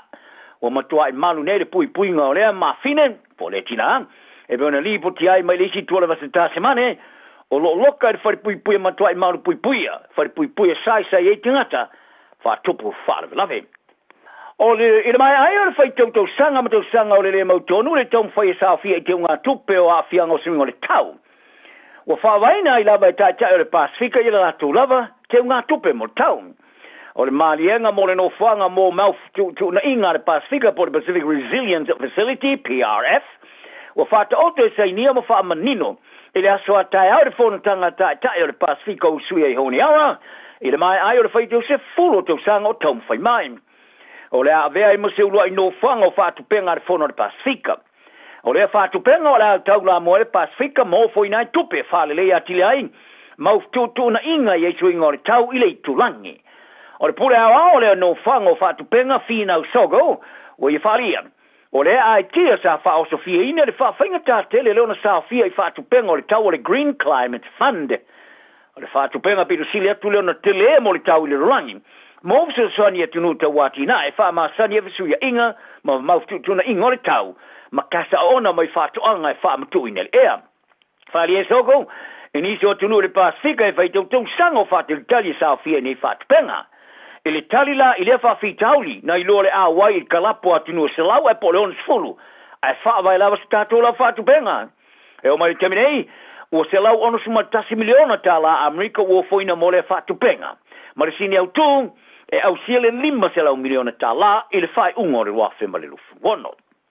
Tā longa, o sa auni atu, be sa auni atu e laula kapia tamata i le Black Ferns and Isila se la tū naunau ta inga olo i ai nei, i le pui pui a leo le lato champigno le porolangi, i le sasaino a alani fastfulu i le leai, i le la talonga le stona i le tamarusanga o le porolangi i engalani.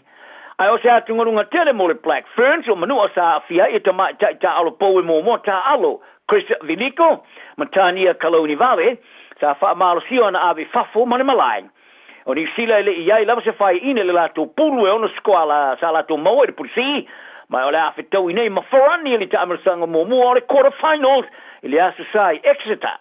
Ai alani o le asawad foi au e valu e pito i lalo i na utulanga lua i le lato pulu. O le ata alo i le o Black Hell no mata mai to lua masani ono mo filfilia ta alo mo talon fai tau lia ma Amerika Saute. Ma Afrika Saute. Afrika Saute i le fai unga le vasa nei Wellington.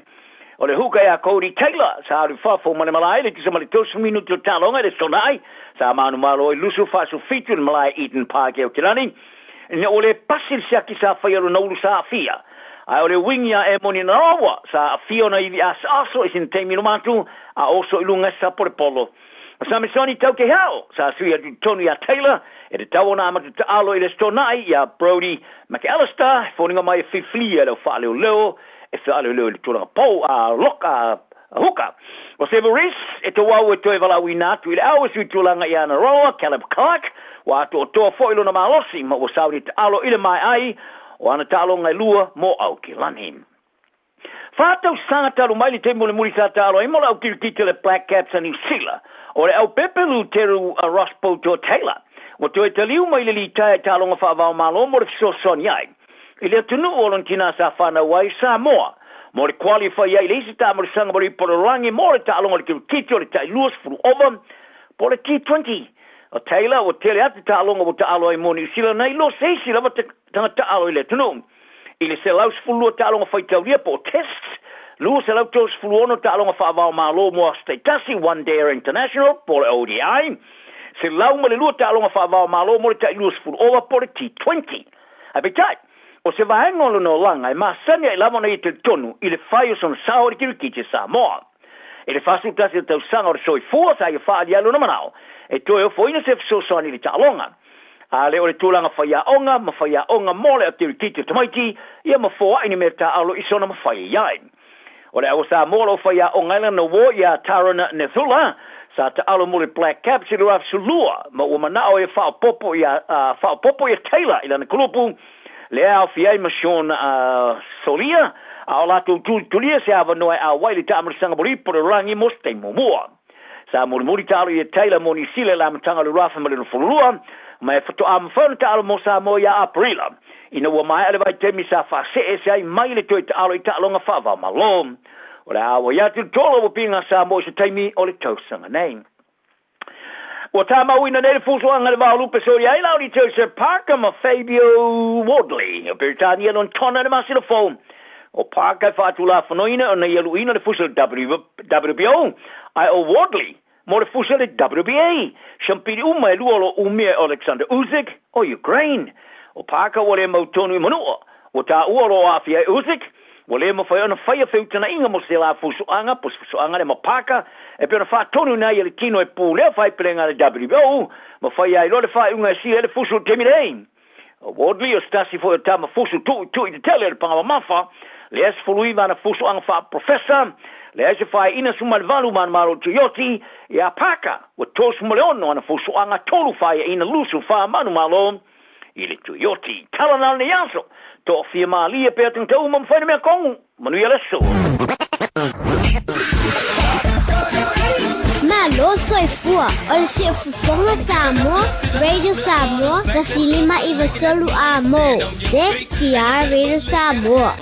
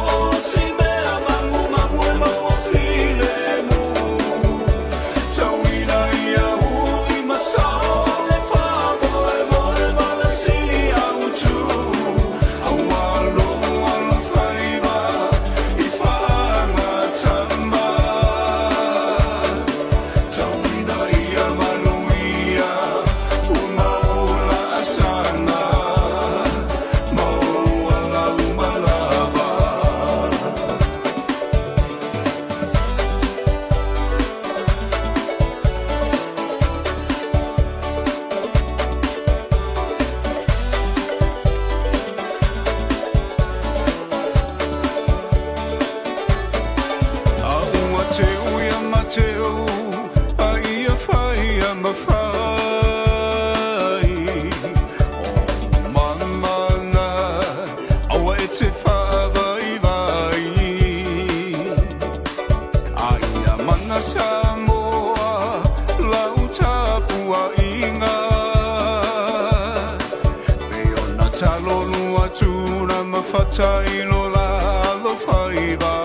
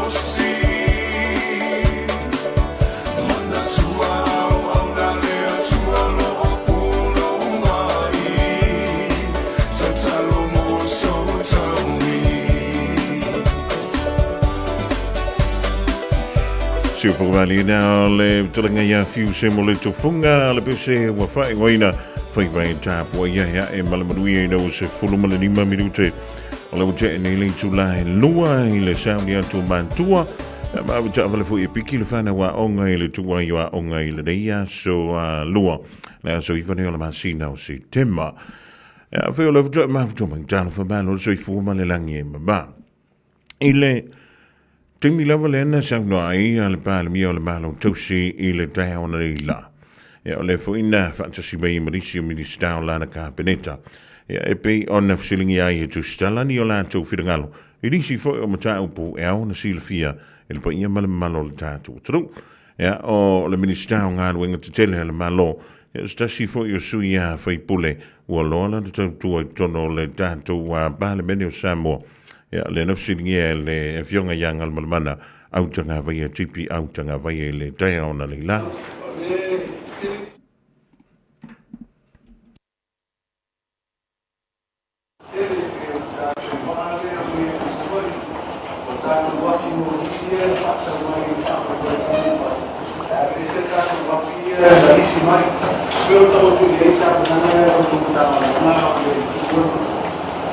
Ya, faktai. O le lava I le tūlanga whaawag. O le ua mautu umalawa I le tūlanga o tatou whawhimori lea whapetau mengi a aukusu. Ia. O ke lofo I laua wanga I mai a ka koafi teimi ngai. E whikau ia la le kaungu mai ngai. Ia a roe e suinga ka kwhainga malo. E o voi lai le ka kovaa. Ia e whapenga lava. Ia o winga ngā o le kūlanga o whisuia inga o whainga malo. Po ai lava le whainga malo o mai o leo fo whakaaki aku ia polo kalame ka ko whainga malo o ia ngei le ia uma. Ia mai la ko whaawag. E vela ka ko waanga le au mai ia o kiu ke fo ila o ka ko whainga malo fo. Ia o le ka kala makulanga whapenga ka ko fia umai. Ia e ke leanga o ngā ruenga ale maka ngā ruenga ma whilau inga denga ia. Ia o la lava e a fo ua e whaawau pea e fo ia ngā saungoangi se o miska fo I mara fionga pānia e uma lava o mai la ko e whaawau o mea le malo e le whapewanga ngā i inga I mea voi e sa o makau umai le whenga malo fo le chapipi ia ngā i lava ngā ia o whikounga inga fo I le ia ki ngā e ave whamuamua ia ko mangkua fo I o le kinga I kele fo I le sa amaka me le chau pipi whengoka ko awala le West Coast Road le alum lai valit ma ngai o ngā poro kalami ngā ukau makau o mea mako whaawau wa mau kei loa o se mea le lei mo le atunu ia marikele fo I o ngisi o vai O wheka tu o wala le tiari wa le mata watu le o I le le le o musta le wa le o e ta ia o la foi whāuau ia le whainga o tau whonga o le vaenga le ea ngai mai le mea ngatai ea ngai mai i tanu ngā mongon ia kasi ngā luenga o le ua umal mākou kaimi ia e mwhai anga o mata ko whai ngā mālo fau whāuau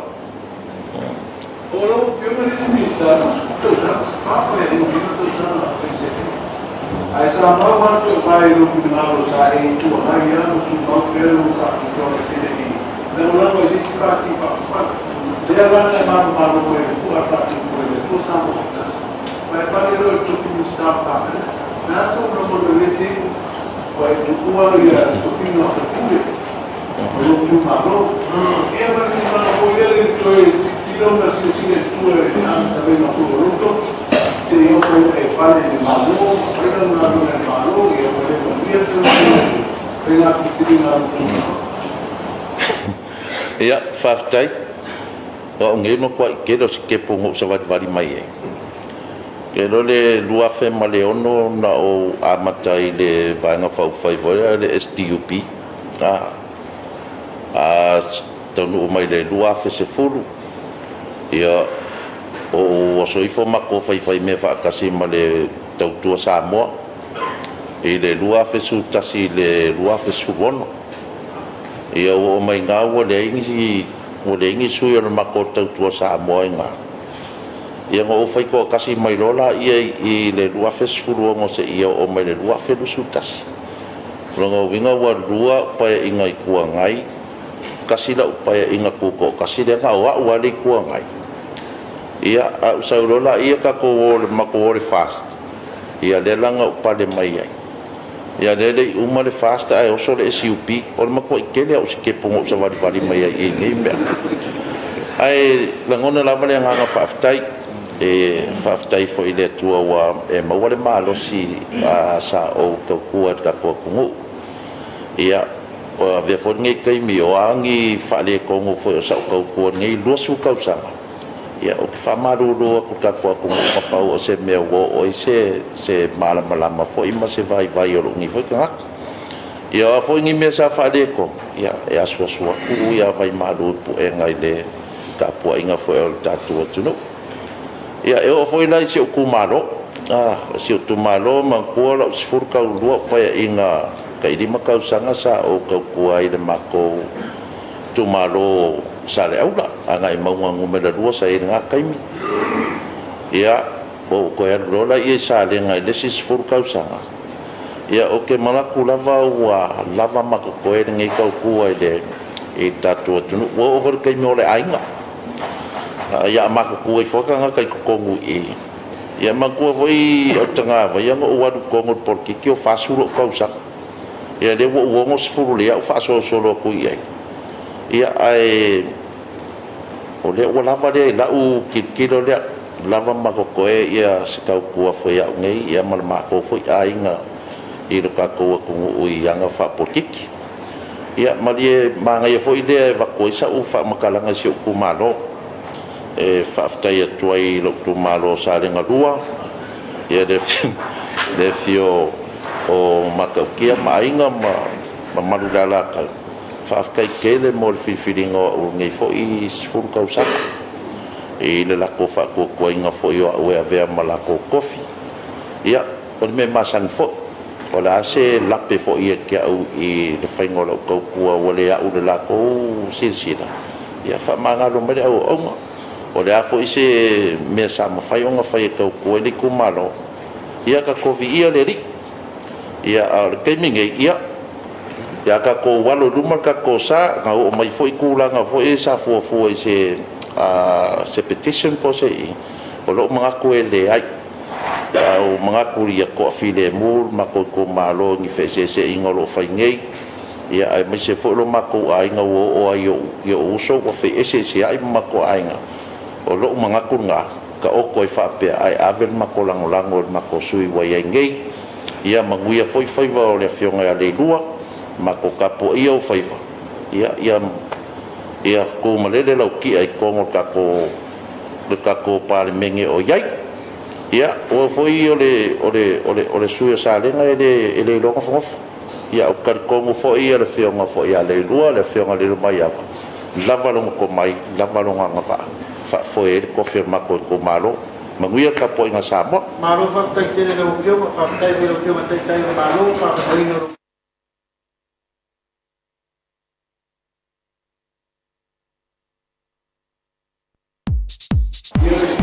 mai já instalado, então já se instalou para penetra malos dessa trabalho já sai aí que está lá já tenta a maioria vai então tu vai no tu participar vai e olhar no dois mais já sobre esse aí aí tu foi mais e daí a falar com o tu foi fácil tu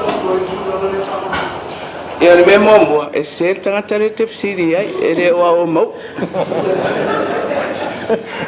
O le mea lona rua, o lai tūtau tasi mau, o le foi tūtau tasi mātou toru ia sui o le SUP, o lona winga. E re se whainga whapea e saini mai mau u le SUP, awa i to tonu lava o le parimene ia, e le o ausia le whai numera, e amana ia ai le vaenga whauwhai. O tua la o parliament a turanga i tonu o parliament o mato uma o sui tu to tas ia faftai tele e lau to senga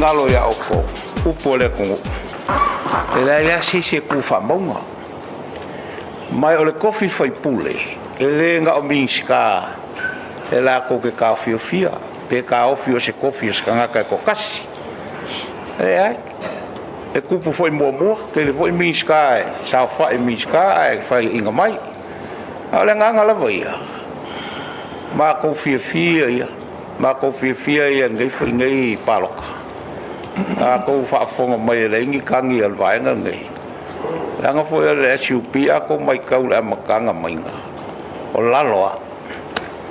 Ele songa ngau ya. Le kali nga le fia waku le fsiri nga mai. A fai lava e fai inga i a minska. Langa o le soifuanga le amale o langa le o polkiki pe anga ile. Ele ku mause kanga kai senga fo.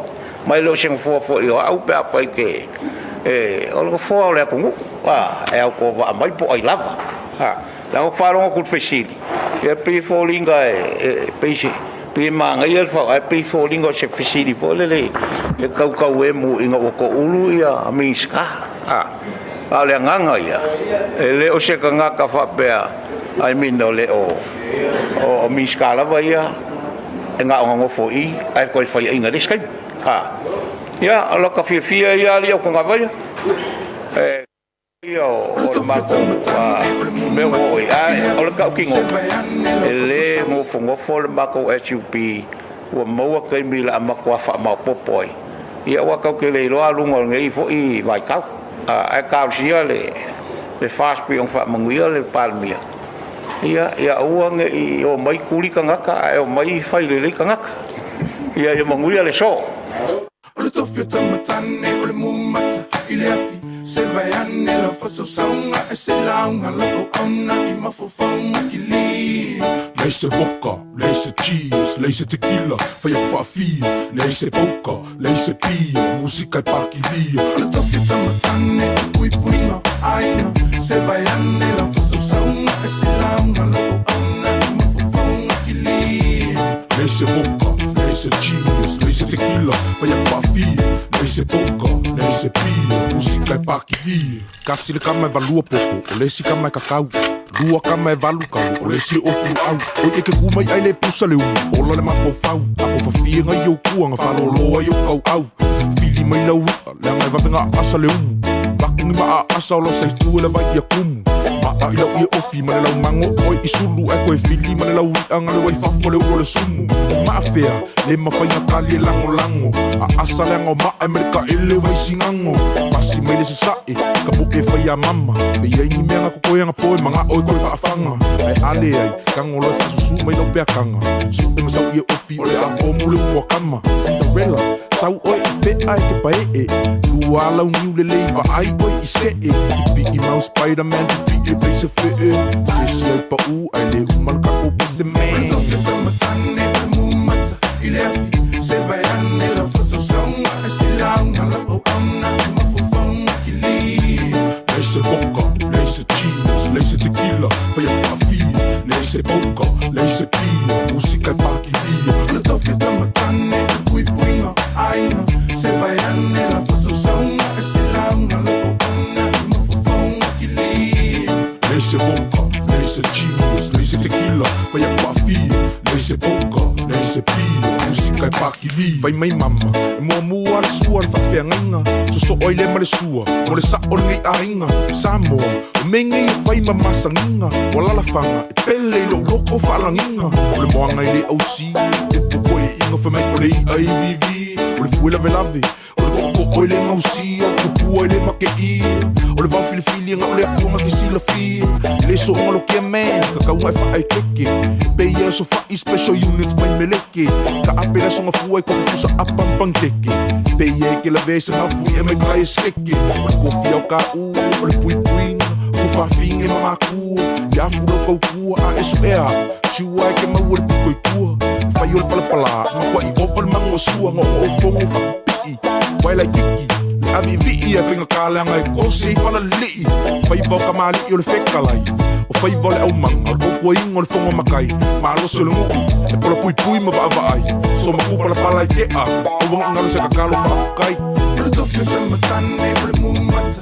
I le afi, se vai ane la fasa saunga E se launga la o amna I mafufaunga ki li Leise boka, leise cheese, leise tequila Fai a whafi, leise boka, leise pia Musika e paki lia O le tofi o te matane, o le pui puinga Ainga, se vai ane la fasa saunga E se launga la o amna I mafufaunga ki li Leise boka, leise cheese, leise tequila Fai a whafi, leise boka, leise pia Musika e paki lia O le kama le mangu, e whawhanga I ke wila Fungala au I ila, o whilila O musenta ma ke kapila au kako Fiu e fusi pau, salu lima O se e vai, o se sae Wai au ki poki wila Sau malea oa inga e kuku kalinga O le kama I ki ke poko E nga ke whaonga inga E vili leo leo ea Loka loko inga Se kango I whapasenga Mai kausanga o langa kausinga Na makofu le manu Makiva le kango lima Nga o langa kuspa ia le sa lima ka ika inga Alofa lo uso awang I fase inga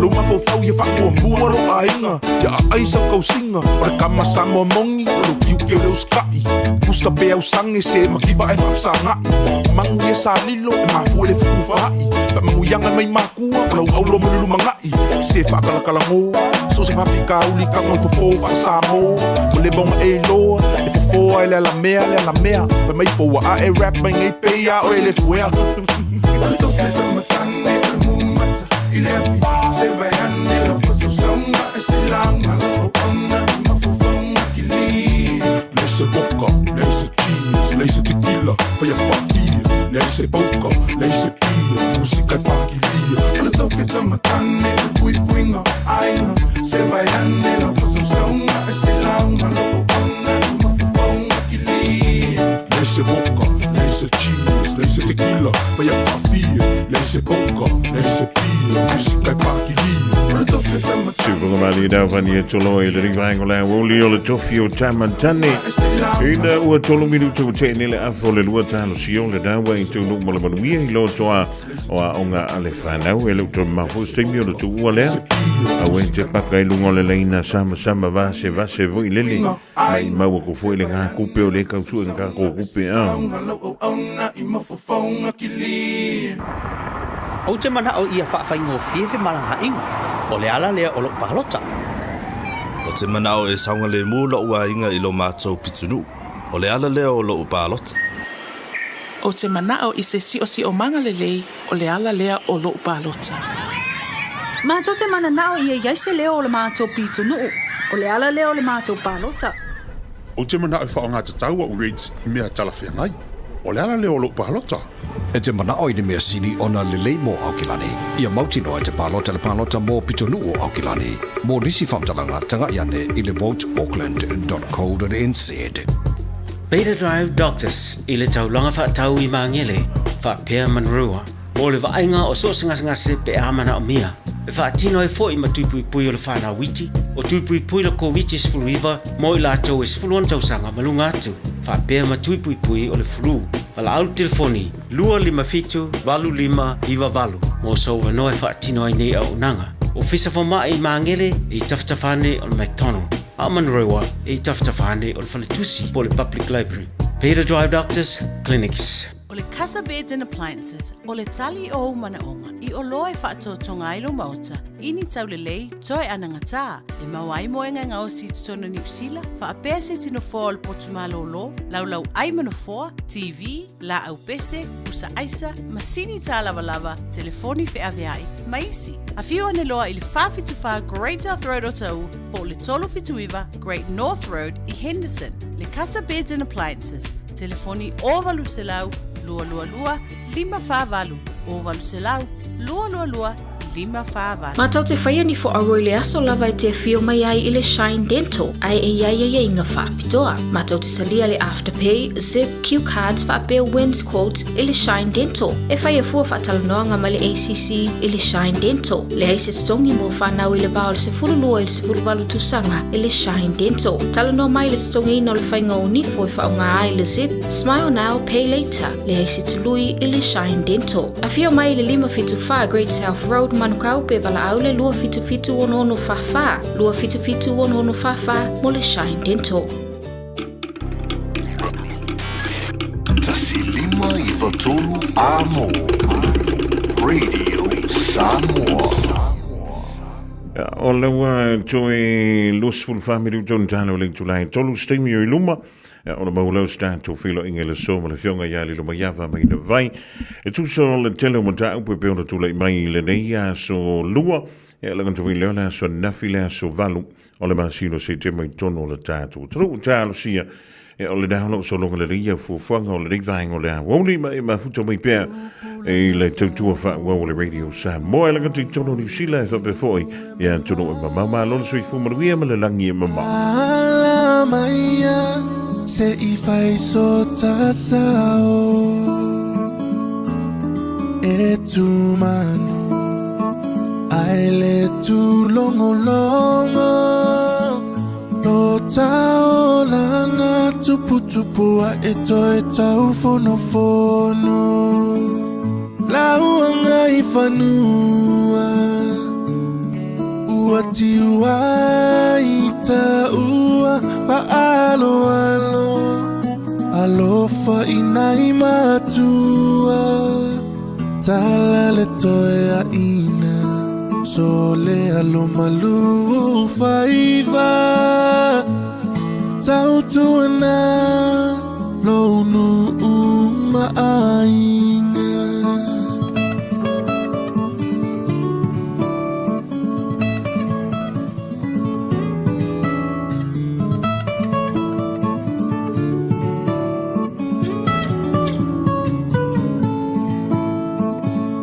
Lo ie fai tanga ula fala masi au ata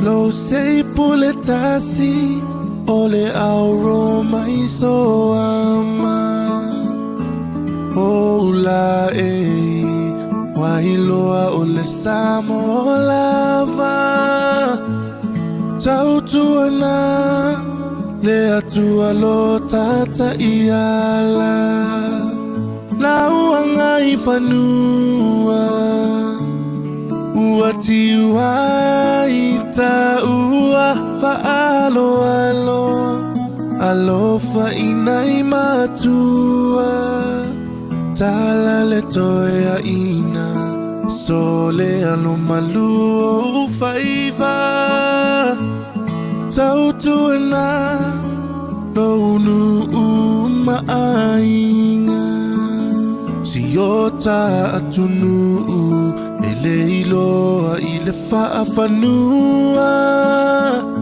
a o lau finau wailoa i ta ua ua malie o ua malie malo o lau pulelea ua malie whaasao iyo lau anga i whanua ua tiua i ta ua whaalo alo alofa inai matua tala le toe a ina sole alo malu o whaiva tautuana lounu maainga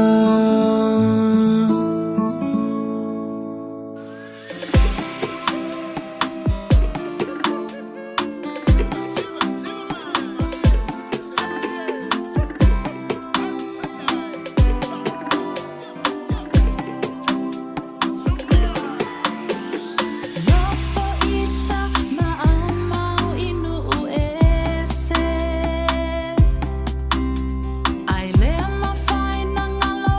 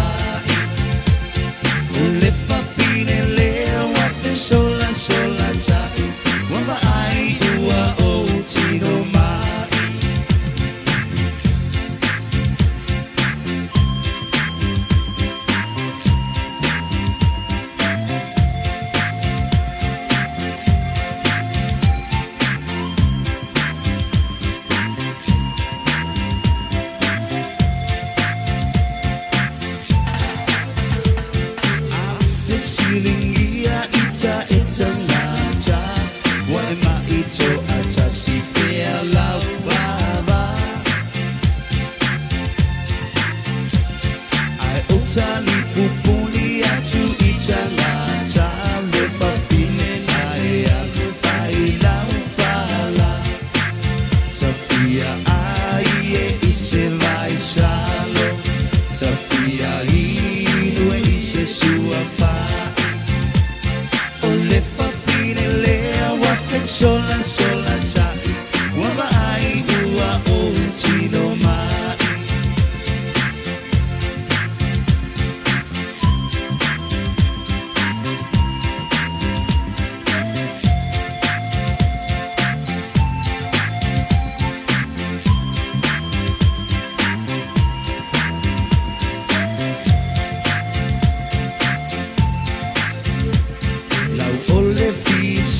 Soia e te tangi ai ulo o la alu I lo tina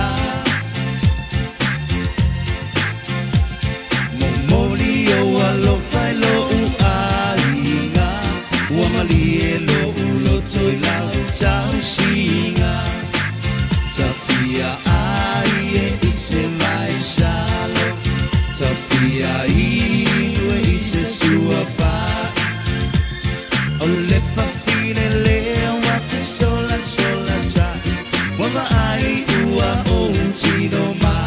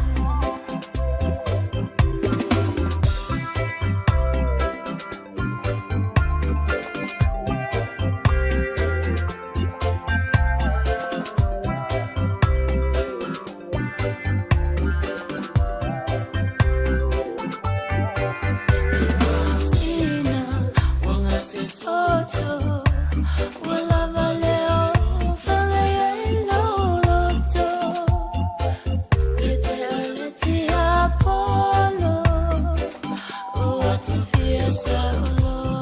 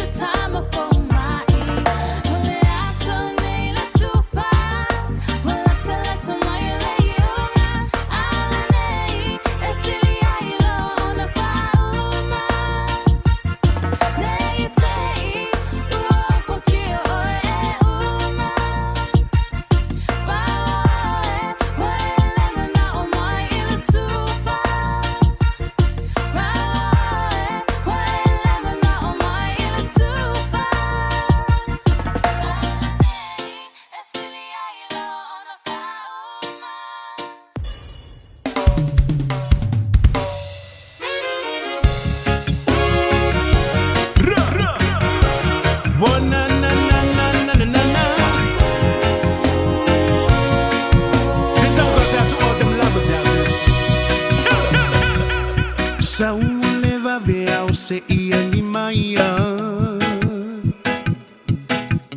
Pupula malo si mai fo ile fetu o le aniva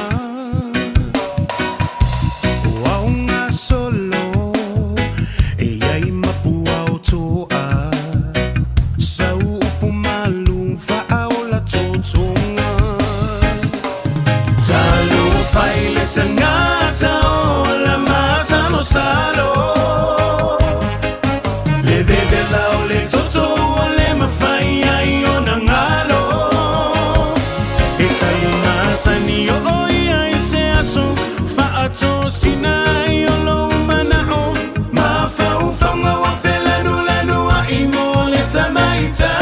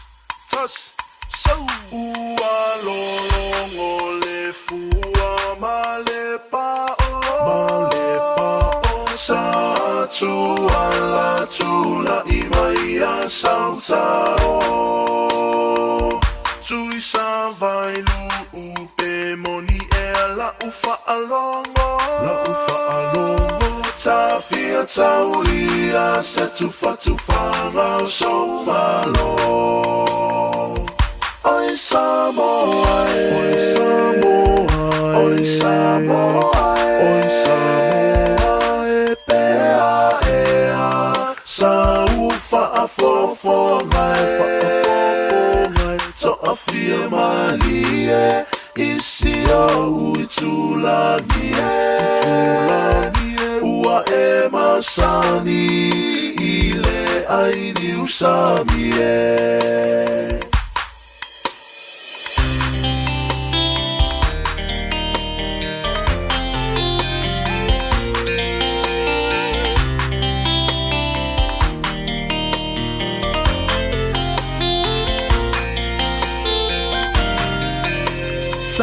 Sia fo ila ulu se va ia moto ole la male masina olo uanga se toto olo upale uale so ua matu sia la ufa asolo ele fane so ulo to ae aloita ile fa alomo auewe kali soria ete fa'aloa noa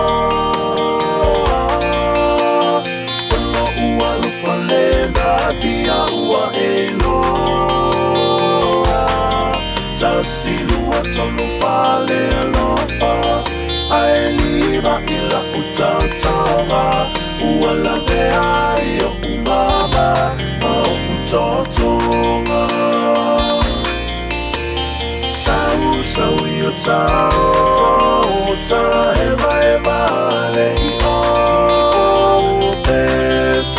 se no nofo I le mali e o si o loto Awele I e toe ma Salo fua Pe e te tali tonu pe ata so la I maua Pe e te tali tonu pe ata so la I maua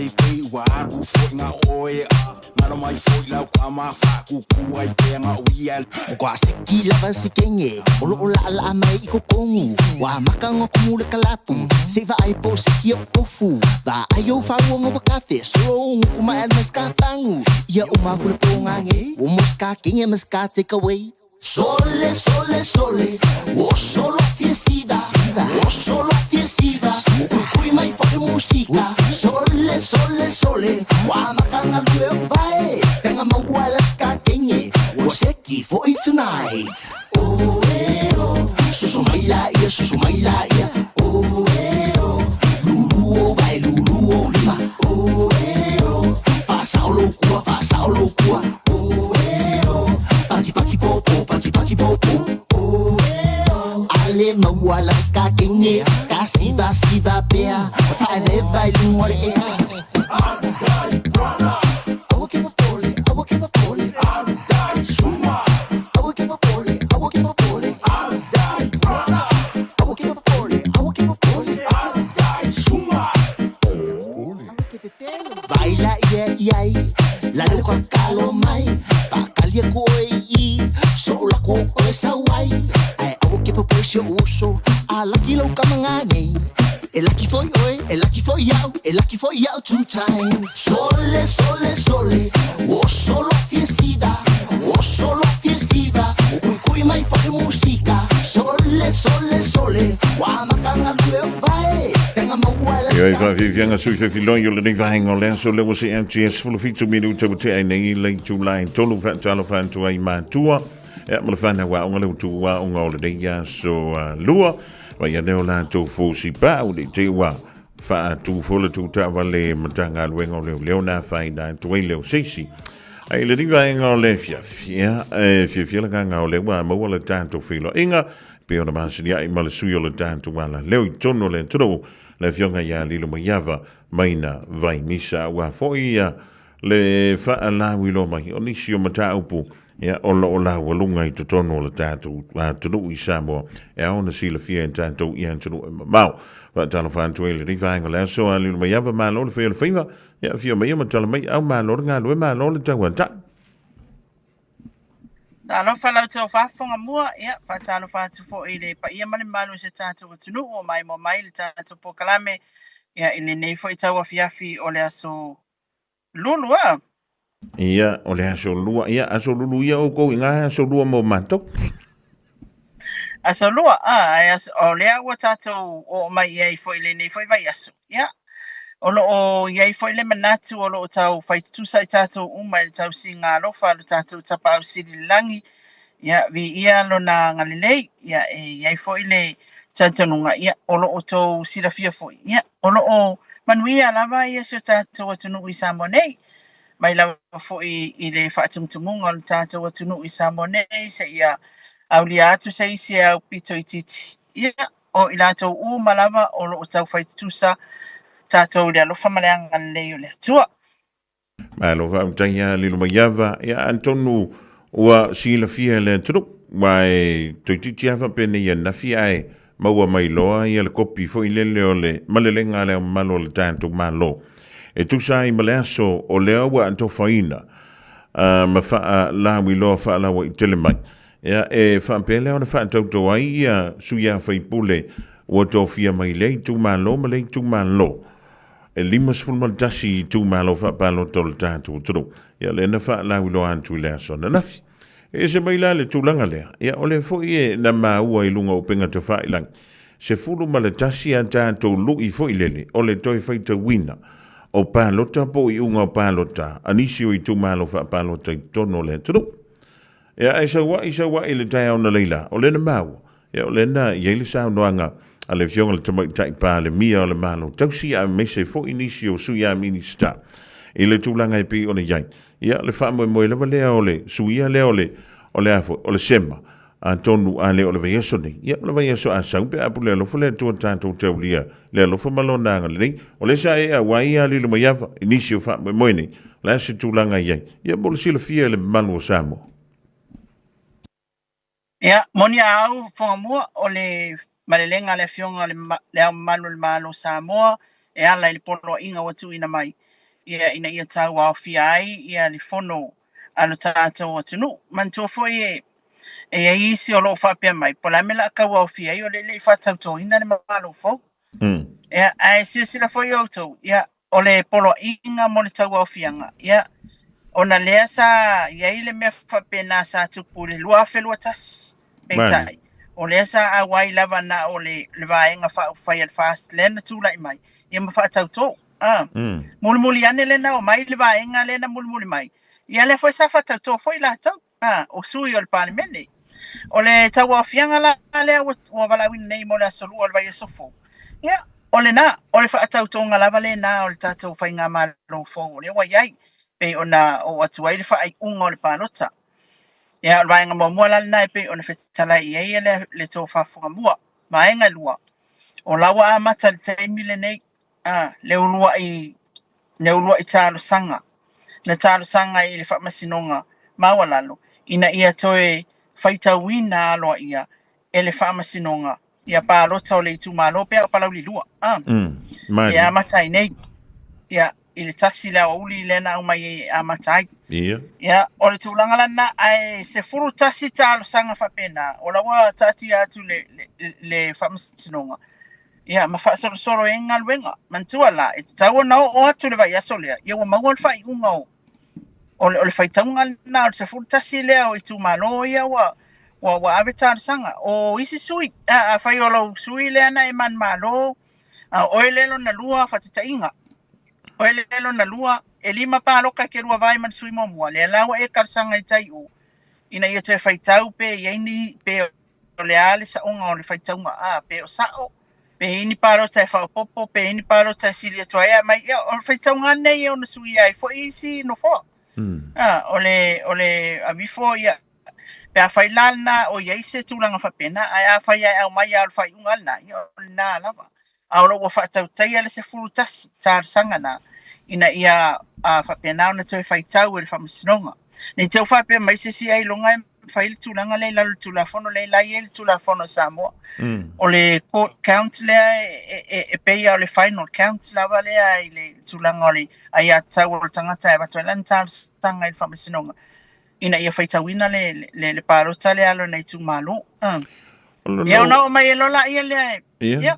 O la vi whangu e sao. A whai la whateita inga. E whai fo nei se whaitaunga o ni pārota ia a sei tū malo. Toi sui ai le e manu malo. O a whea la e whape whai leo na whaatino ai la le toi longo o le sui a whai pule leo a manu malo ma whai lo mai. Ia ele whai ole whaatautonga le vea so a sa ua le nuia. O le tūlanga le o te māua le tala nei e pei ia e te tau na au mai whai unga las wharai leo le tuai au la sungfua. Au le tau au fia le pāle mene le asolua. E sele makau ki o ngi mea a whai ala e sui mai. Ia. No wingo ka ikale wale vang whai akapaki maka malota i tū malo mala lena ta malo il whaitaunga whanina. Ai te oto e sui mai nei il whaitaunga al whamasinonga langa e o le whamasinonga e mawalunga mai lana whai unga e au mai. I longa winga lai koe sui e whaina. Ai se tatou wawa ai pe le tūpunga me po le ale tūlanga i e mawhasiringi a fui. A o whanga solo, o le whaitaunga la lai whaitaimi nei, lai close court, o lona winga, e saa ia sisi tonu. Na o le ofisa lava ia le whamasinonga, a batu ia le ofisa whainga pālota, ia pusa pālota le tūmalo lea o mana o mia le whaitau, le toi whaitau. Ia, no whanga solo lea, e saa whaitātou le au whasalalau, o nā ngā ia i tonu e tāpunia lava le whaitaunga lea le whamasinonga. E ana o mai elo se whai unga e tātou whaatatalia li Fofogamua. I le tūlanga e o iai, wai i lau mai tau. Mai i tūlanga umai ana sawa i mai nua whenua tasi. Ia o le whaatau wai whai a uia i se me whape o tupu. Mari. Wa tele ni keise se awe tai, wa tele ni tārsanga awe tai toi whaitau le pālo tai le whamasinonga. Ia, o nā o mai lo le aso. Ia, o le tusa o le upu muli lea le fionga te mai tai pāle mia tausi o le atunu. O le asa atu mai le foe wha au le whai ngā mālo le fast. Mari. Mana tua, ia sa whapena ona le mau popo le fast, ia mawai luaina.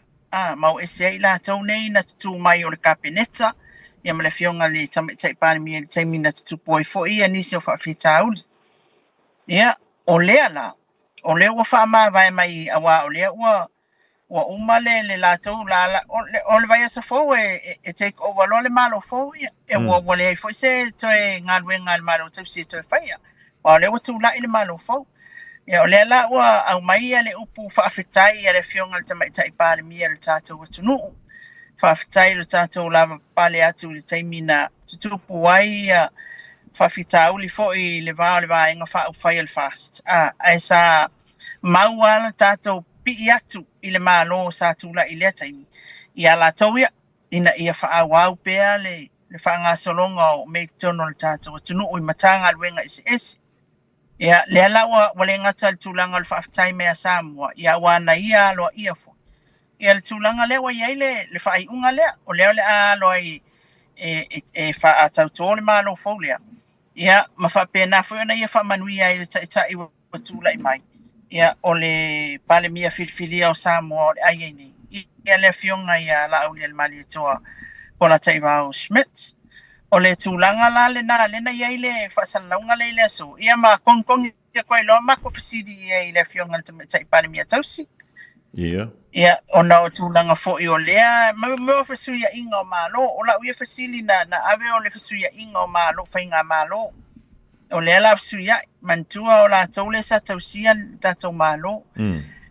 Na o la tau fo i tangata ia o lo malama le inu mera, fo inu mera, o le kupe lai ke, o le kako mālo, o le kupe lai ai, o le kupe whaalu mea, o malama le iai, o le tamau a inga, o le altūlanga le fofuanga i matanga luenga te tas.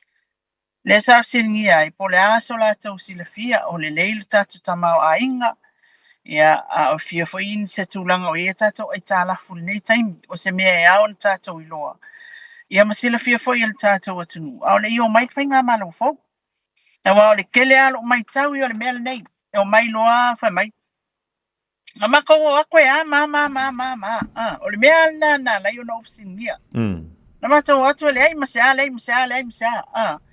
Ai o le tā ua lea, o le au mai ele malo, o le la mako e se aku, o le la tu ulima, o le ai o mai, o le iel tātou tupe, o le iel tamau a inga, o lo si tia pea, o tātou ai tā lafu o whai tia, o le fofuanga le taipela o sile o tanga mai ai, ia tātou ati na e pe, o le vaale le vao sawa I a olo, ia lefe mai olo, o le ngā luenga wha awawe o mai le malo whai, o lawa o manga seki, ma fofuanga, ma nei, no inga, na leo mai whalwhainga malo fo, tai pe fol mena mai le fast fa awa singa luenga sa fa tatia le HRPP la tu tai ia o tulanga umana ina ia mautinoa e awane I ai le tulanga foi le leo mai wa kaufiu so te me fa ile me male me Mari lua o tulanga ta awana o fa longa o ia ile so ile tananga le awane I ia le tulanga foi le manatu ane o se fa nga malo o se party me awane I se tūlanga whapea o se whainga mālo o se pāti.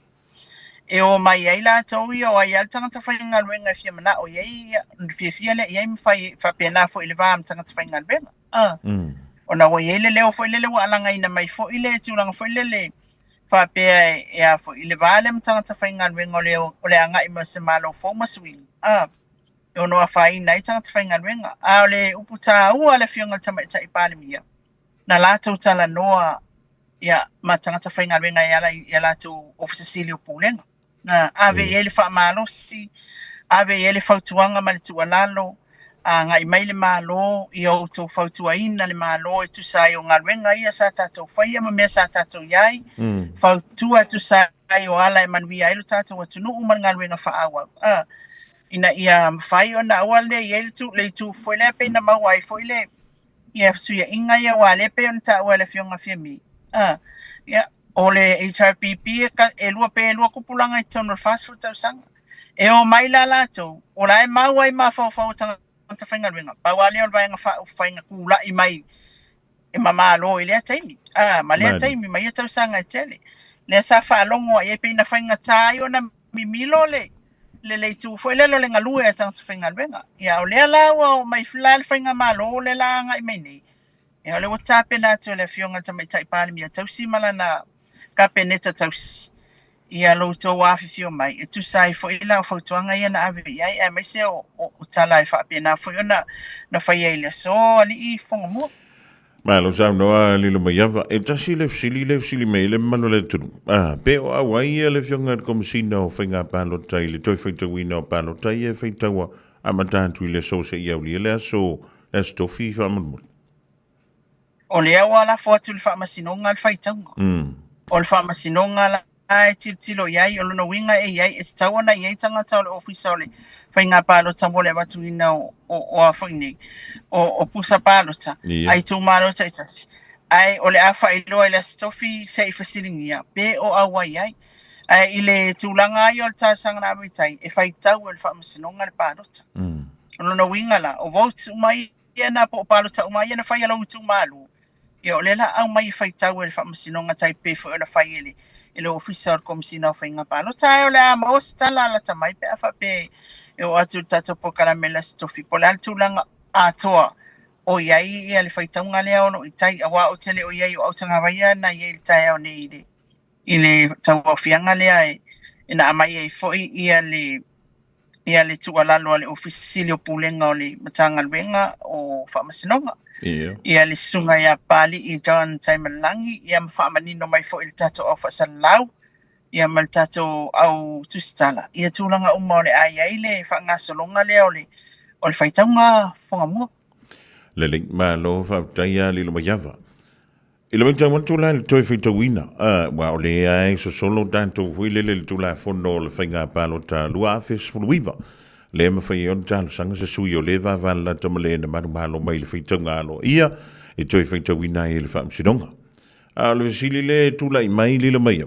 Na le pauia o tanto mata upo o le whamsidonga ia pe ia ise tūlanga fo I le umatu lea ai ka koe fo I le whamsidonga inisi o tangi a sui tau vā po sui o lo iei te tonu o le tātou whaanga tama I le ringtausang. Ai, o le ai mua atu le mantua foi se furu aso e whaila tua ia petitions. Sala o le ai, o lo ilo iai ta ilo te ua o se ito e confirm. O lo umalama anga, o le si vaenga lea o court petitions, o le whaitaunga. Ta e whaitau le palo ta I tangata ia wapeia iai le vaenga fo o court petitions ia po tangi o le palo ta e fasiringi ai fo ia tūlanga lea o ta e whaitauina o palota I lātou ia e lata I tu malo. Ai le whapea a whai kaulo o palo kanga le avea lo leo sau kangi ne ai e se al whai tau wina o au palota. O ele te manatu pei ai o laka kele pele o iei kai pei al whaingal me whaingale recount ka maiki whainga ie uma mai ia lea ungal form 6. Whatata inga. La fia o le university. Ai la kukoe kolu a maka au le university. Failo ia kakala I o le university alwe failo recount. Ia na sauro le ko recount e si tame te faia to se fulu makai o vai wa wai. Pa pena malal tulanga le melea. To se recount e ave tai ko ia ipe ava lata na pe ye inisi palo tai fa popoina. Ia maono sui ai se fa iunga. Ai le fa pela vi fo ai fa ulu lo kai lau karsanga le ko recount. Na tau fia ilo lo wa ia tau fa wai lau tangi whatatau I whainga whaala tua na whai el taimi o pālota. Le ai, e whaaulu fo I alau o e kangi ngā ia le lona winga e se ala le recount. Ai alu fo I a mali whaatasi mali tatu matangi o le pālota Fofogamua. O lona winga la le o le ti ene o le tanto watawau le si au sili le pena au sili ngi ai fo. Ia isi vaenga mua o le tanto whainga pālota lau. O le iunga lea o le whaitaunga lea muli lea o le tātou pālo ta le whaitauina le whaamsinonga e mawhaina to e lui e se si le iunga lea au mai I le vai aso nei po le vai asfau I le toi whaitaunga lona tonu lea o tātou pālo ta. Ai, o le ala e tali po le ali tūlanga I le tama lea. Whaitaunga lea muli lea le court o le decision ai au mai o le nā. I le whaitaunga lewa iai nei. Ai a whaapea o lai iai lau tangi I le tangata lava lea na lua tau wā. Ona o ni whainga whaala atua na wa ai le taimi o le pālota po le alava. E mawhai alanga lua lau o e kangi ngā ia e whaila. E awe ai I le whaamasinonga. I al tūlanga na. Wasoli e le tūla fono. Fo I lea e whai mai. O whako singanga mea whai o lo walo e whaali o langona faali lo iloa ia watina e fuafua mo le tumalo ia upu faasalalaunga o posters ai le ingi me foi ngale e alua ko faali le poster fa mai lau se lau lima sefulu kala lea fa pe mai lau fa se lau kala lea le ai me lo lana le fa mai lo le siva enga lea ua soli tu la fono le ala inga o wala ola everything ia mautino e malosi le mau e langolango ai lau tar sanga la wa po lau tang e sao o la fai ngava ai o ave ia le kupe e sui faolius ia ai nga manga o iai o ule singa mai e le kupe ia o tulanga umana le la e se la tang ia le o le palo tai le fa pe e fai lo la recount fa pe o mai lo inga le e lo amasi la fiola ia me na la pe ele le tamo enga le tai me le palo tau na ia finga fa ala tua sui le te lo tawa e me fai la na e tangi ma ave tai fam sno malo sa no ali lo mai o le fa te inga le la ava tua le fai ne le recount pa mala fai o le wa a mai le unga mua le na sai ni mai ele o le malo o tu la mai pai fai e tu le recount e pa upa ia la fai ia ona o lola ia le vai so foi fai le fa tautonga ai te i wasa u ia le tangi le na ave tonu i mehi o fa tosi ai koe pa ua koe mapai ai koe kula i mai la fai am fina tupu le me fa penda li lo mai e tupu Fofogamua awa ele pe fai nga fai ni oisi o pai foi mala fai le pe fa te inga le wa tangi ia pai ona la fai wa fai ia fai nga fa ala tua ai alua ku yo fa masingonga ale foi counter mai e la fai ai fai fo e sa o le foi evidence la fai pa u fa kasi lo lai ia o lo e koma e ko fai e lo mal o lo no winga e ma fai na tupu le me fa pe ali lo mai ava o le counter e lesi o le tangi lea i whaatou sina pa u whaatasi pusi nofo lo mo le sfuru tau sanga ai koe whaile pa election. Oi, whaile lua whelua kasi ke le me whapenga ngā kupo i whai maisi whamasino. Nga le wa malia o le sina tangata lawa e temine whamai wa malia o ke pa ua ngofo e roi. Ai se i wha pa ua lea li lea. Langa lenga mako wa aia kwa mako o maka o le whai mele me se lea.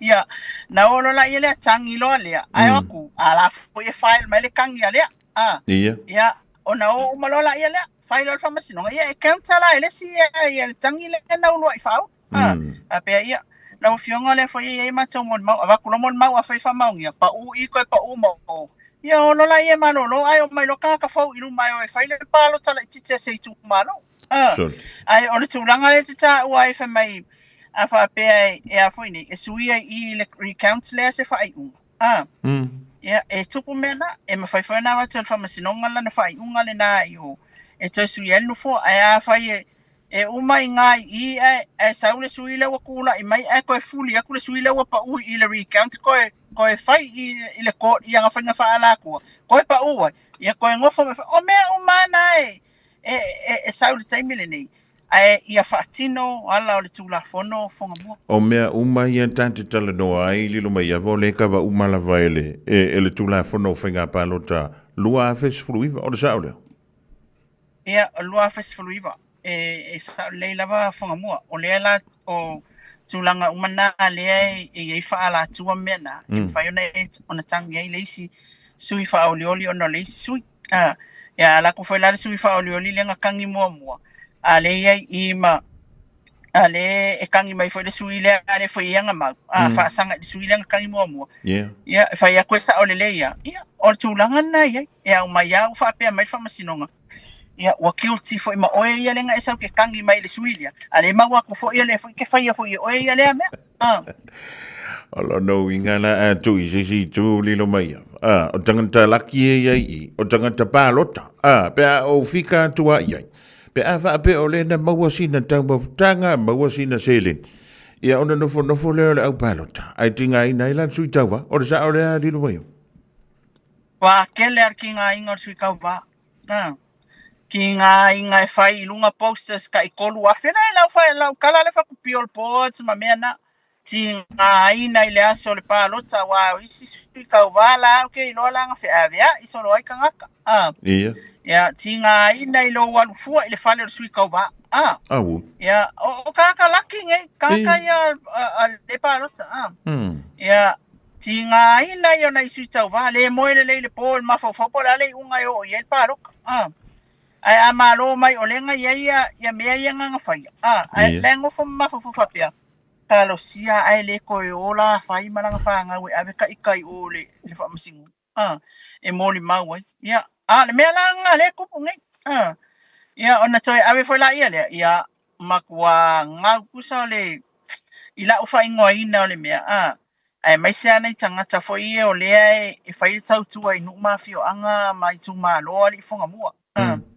la expect la to o le tautua lea o le ala lea i le puli e filifili mai ai le vaai lana tautua i le nuu vaai lana tautua upu ia o le tautua i le fale o alii ma tula fale mea uma faapena e tilotilo mai le tatou le tumalo i ai ae a fai ae sau loa le lima maua mea faiga le malosi aku le Sharon aua le mea gale ia ae ke ua paua i lo le tautua lea ia ka ke alofa ia tulaga nai i tatou nuu mafioaga ia ai mai se foi la ele fa pe foi ku mai ka ele pe aku ai malo ai pe ma fa ngalo na tofi mo le lima tausanga ai a fai e ku mai ai sa ro le tautua tangi fa masinga ko pa o ko lo ke le me le ngau le kupi ngau le mo po ako le se me le fai nga por kala mingi ai ko pa o le se kofi ma ko ale lo ala le ko ngamia sa silia ya langa malo lo ma fai langa mela sa fai momu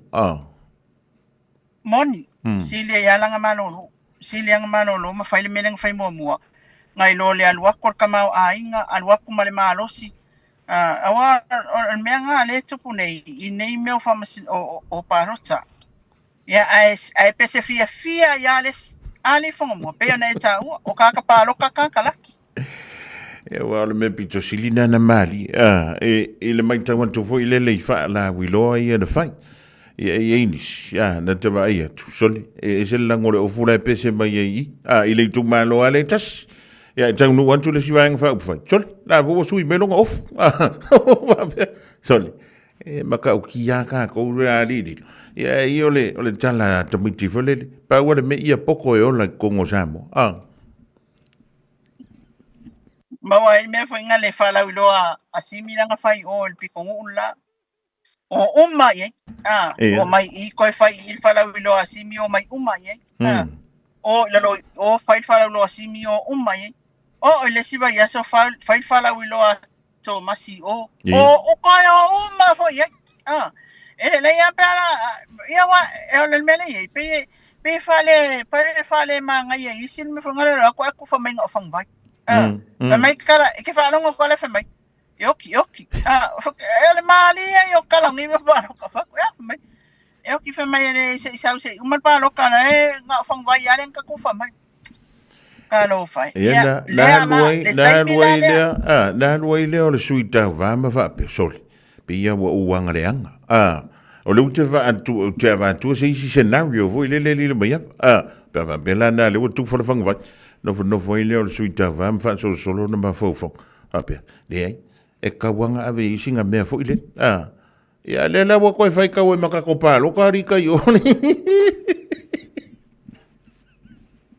ole si tu langa foi lele e a fia inu ma fioanga me mai a wala vanga ma pa lo ka wanga ya si se me le fa msinong ia ku fa pena mai awa lava wa ya ka kula mai awangi e ver fam singa nga umma le palo ai me ya sa fa ye sui le wa foi le wa sui fa o li le fa ye fa mai wa la fa mai le ave se me le ya mangi me ave se fam singa na wa mali li ale ngu o ya ku ka kula mai nga umma le palo ka ko solo mala ka malen kambo e mal sui le ku fanga me ave ran kan ya ai vai le nga wa ko nga Awa o isi ka sa fa pena la tu fanga foi le va ai le alo io le afio to le nu ila na fa la ulo le tu ma le tu e la tu langa na il sui apia ia le la fai mai anta to nu Awa ko ke se kia le malu o tai tai au o le upu sa o anga.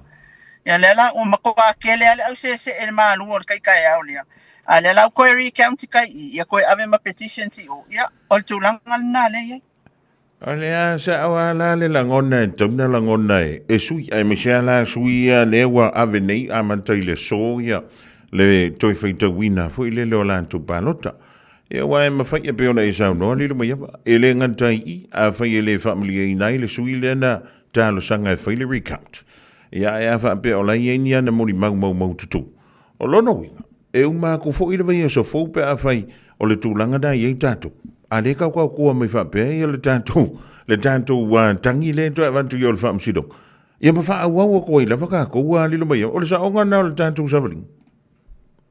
Ia. O tu langa na ye sui la fail recount. Ai au sui fo ia na tas.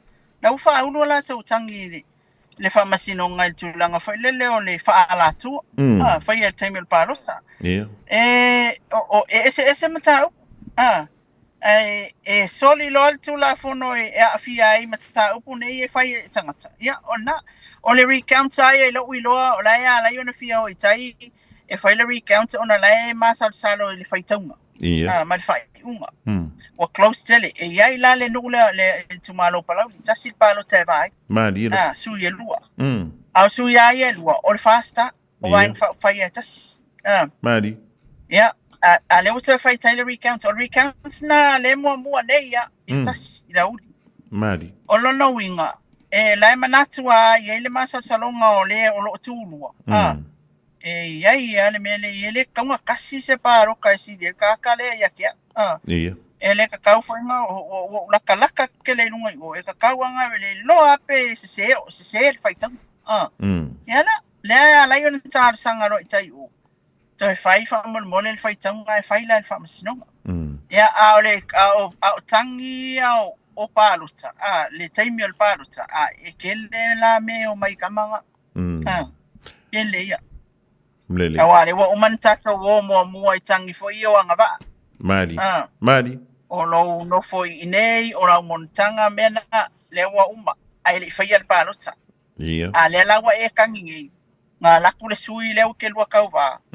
Fa ta uma tupe ai mai me umana na va ai o fai me ai uma me paro ka uma paro ka ka fa ko ngai papakiu me fa pena e mawala mau tu o ele fa pe fa ku foi la mau nga la kwa ko ngi ku fa masinonga e tali e fa masinonga le ai e ilo le fo ia mau tu le mau ina ia fa mau ni ai le soli nga tu la fono o fai o le palo ia ona ia le fa unga fa me fa masinonga e le fa tala le tate fa longo ye le lo mai vai fa pe ia ala le me le fa ki ai fa se kwa nga luenga maka upu fa pe mai tanto o pongi whainga malo tu lai me. La se tilo ma sila tu la fono I meia, ma le whainga malo wha te moka rasi le ka koki pepese ai nei a lilo mea. E tawa ona whaile mea sao. E tawa ona whai ala tu la fono. Awa, Elena o tasi e whainga palo ta le atunu. E tatou titoe o fo isi whainga palo ta. O le mea la le ala whai. Lona winga o le afa pia I fo ia. E uma fo ia whai ala makala ma ua ia. Faila se kala le ngu ia polea ia na fa pasinga mea ai a Luis Kamaya ale na ia ale mata te tele ai le soli nga tu la fono ia ilo o tatanunga lava na o lava ia sta pa lo tol tu stala e sa fa ilo tonu le parlemene o le fai tu la fono ele taula ona e to solia mas tu la fono esa e fausia tu la fono e wala tu la fono finga pa lo ta o le mangai o le mea o lo sa fai mai o e le ai ma se mea e lapea e lau sa unoanga I le atunu.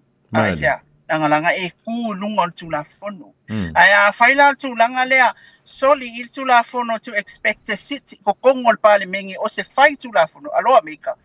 Ele o sa o ina manatu. Ma ele o le tu langa fo ile ta wana iei. Ma lo fa ate makalasi. E te tau lava o na alu I ala o le tu la fono le tata o whainga palota. Pengo fie I o tangata. Awa anga kukusa umasui kokol fa fonga me fona ifu mo atu sa umasui to tolu o ai al tangata el waku fa bol mole ele ai se tato fa to sina fa Na o mātou upo mātou tala taatia o e whaitau pāruta. O te iloa. E usi ka ia. E lea ia se me tu. Ala ngai ese on mermole. O le ngau tā foilele. Ngau tā foilele ia manu malu. E mana o e kusa e whaasa e lesi o. E sau ifa mai awangi iloe o. Awangi iloe o. Nga o e arewa waku iei. Anu malmele a ma. Soli el tu la fono. O inala lea lai ona whaile decision making a tangata. I lungo le tupe ma mea e tuita e sui whaori uri. Ia ona soli e lona tu la fono. Ma afia i loa le tato whainga paluta. Ai lo ulava manatu e peo lau fasili. O le ase wa inga tu la fono. E tauna whaatino me lefa me tu la fono. O le tato solonga le lei. Ia i whainga malo le lei. Pule le lei. Ia lo tu la fono. Ia masui whai pule fo i tu la imai. E fia sa vali ia lo tu la fono. Malo va tai malo sa no ali lo yava. O lena e a wai ana le lai le sa no anga le po le filo ingale. To me tai pale mi to si malan ka pe tam le la to fa ba vai mal fa tai lo ta to to mo fa ma lo le finga malo fo. O le wa a mata fa to nga yo recounts. O la so mai tau ye. E ni tangi le sa mo o poto ave le recount. Manisi tangi tu antole. O le tanto fa nga solo nga le fa nga solo le timdi. E whai atu fasilina ia fia mea mai fia me. E le ei for more time nei. O le winga. O le mea, o te lol mea na le na tuli loa i au tanga vai ia lana tuli loa nga lona lua. O na le na au mai sau noa nga ale a fionga le pale mia tausi.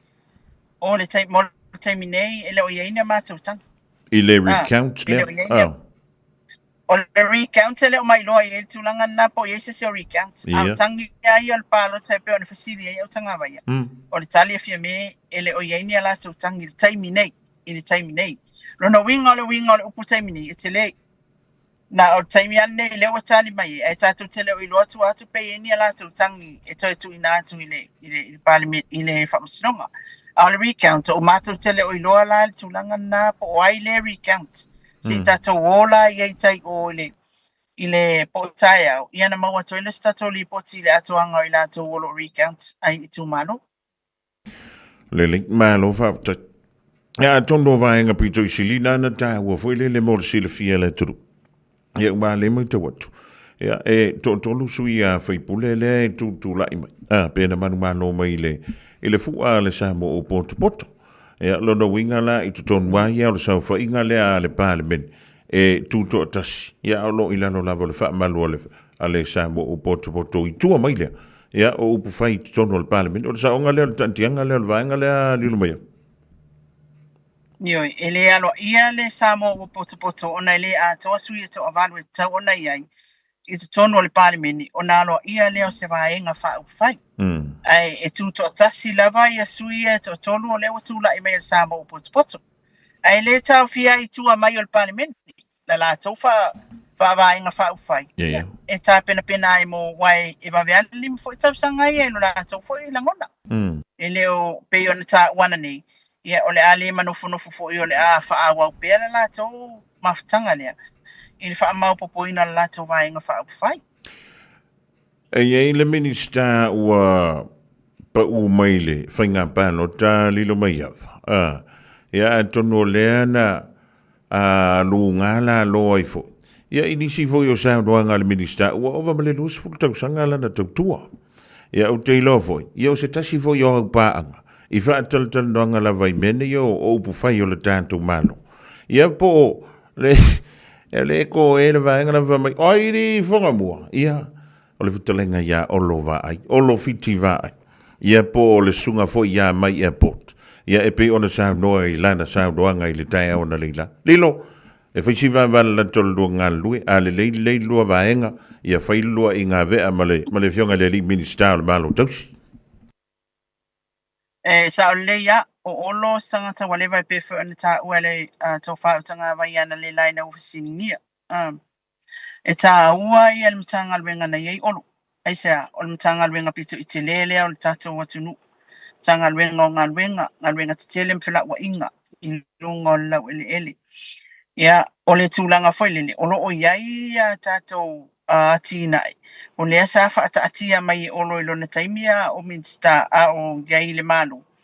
Ia anga i ele ngalu e la tau whainga mano, tai peila o le va amsawai, le na fsini ana nei, ia manitele o isi mau me teli, e o fwele tato malaiva alele fale olo malaiva alele mo le tūlangi le nei, le regional airport le kai leila lo. Yeah. E te le fwele ava noa na whaia i olo ia mea ina ia mwhai ona keita mo va alele lava i o le tato tūlangi, e wha ngao ia international airport, ia po le malaiva alele wha malo, ia mo va atele e anga i mai.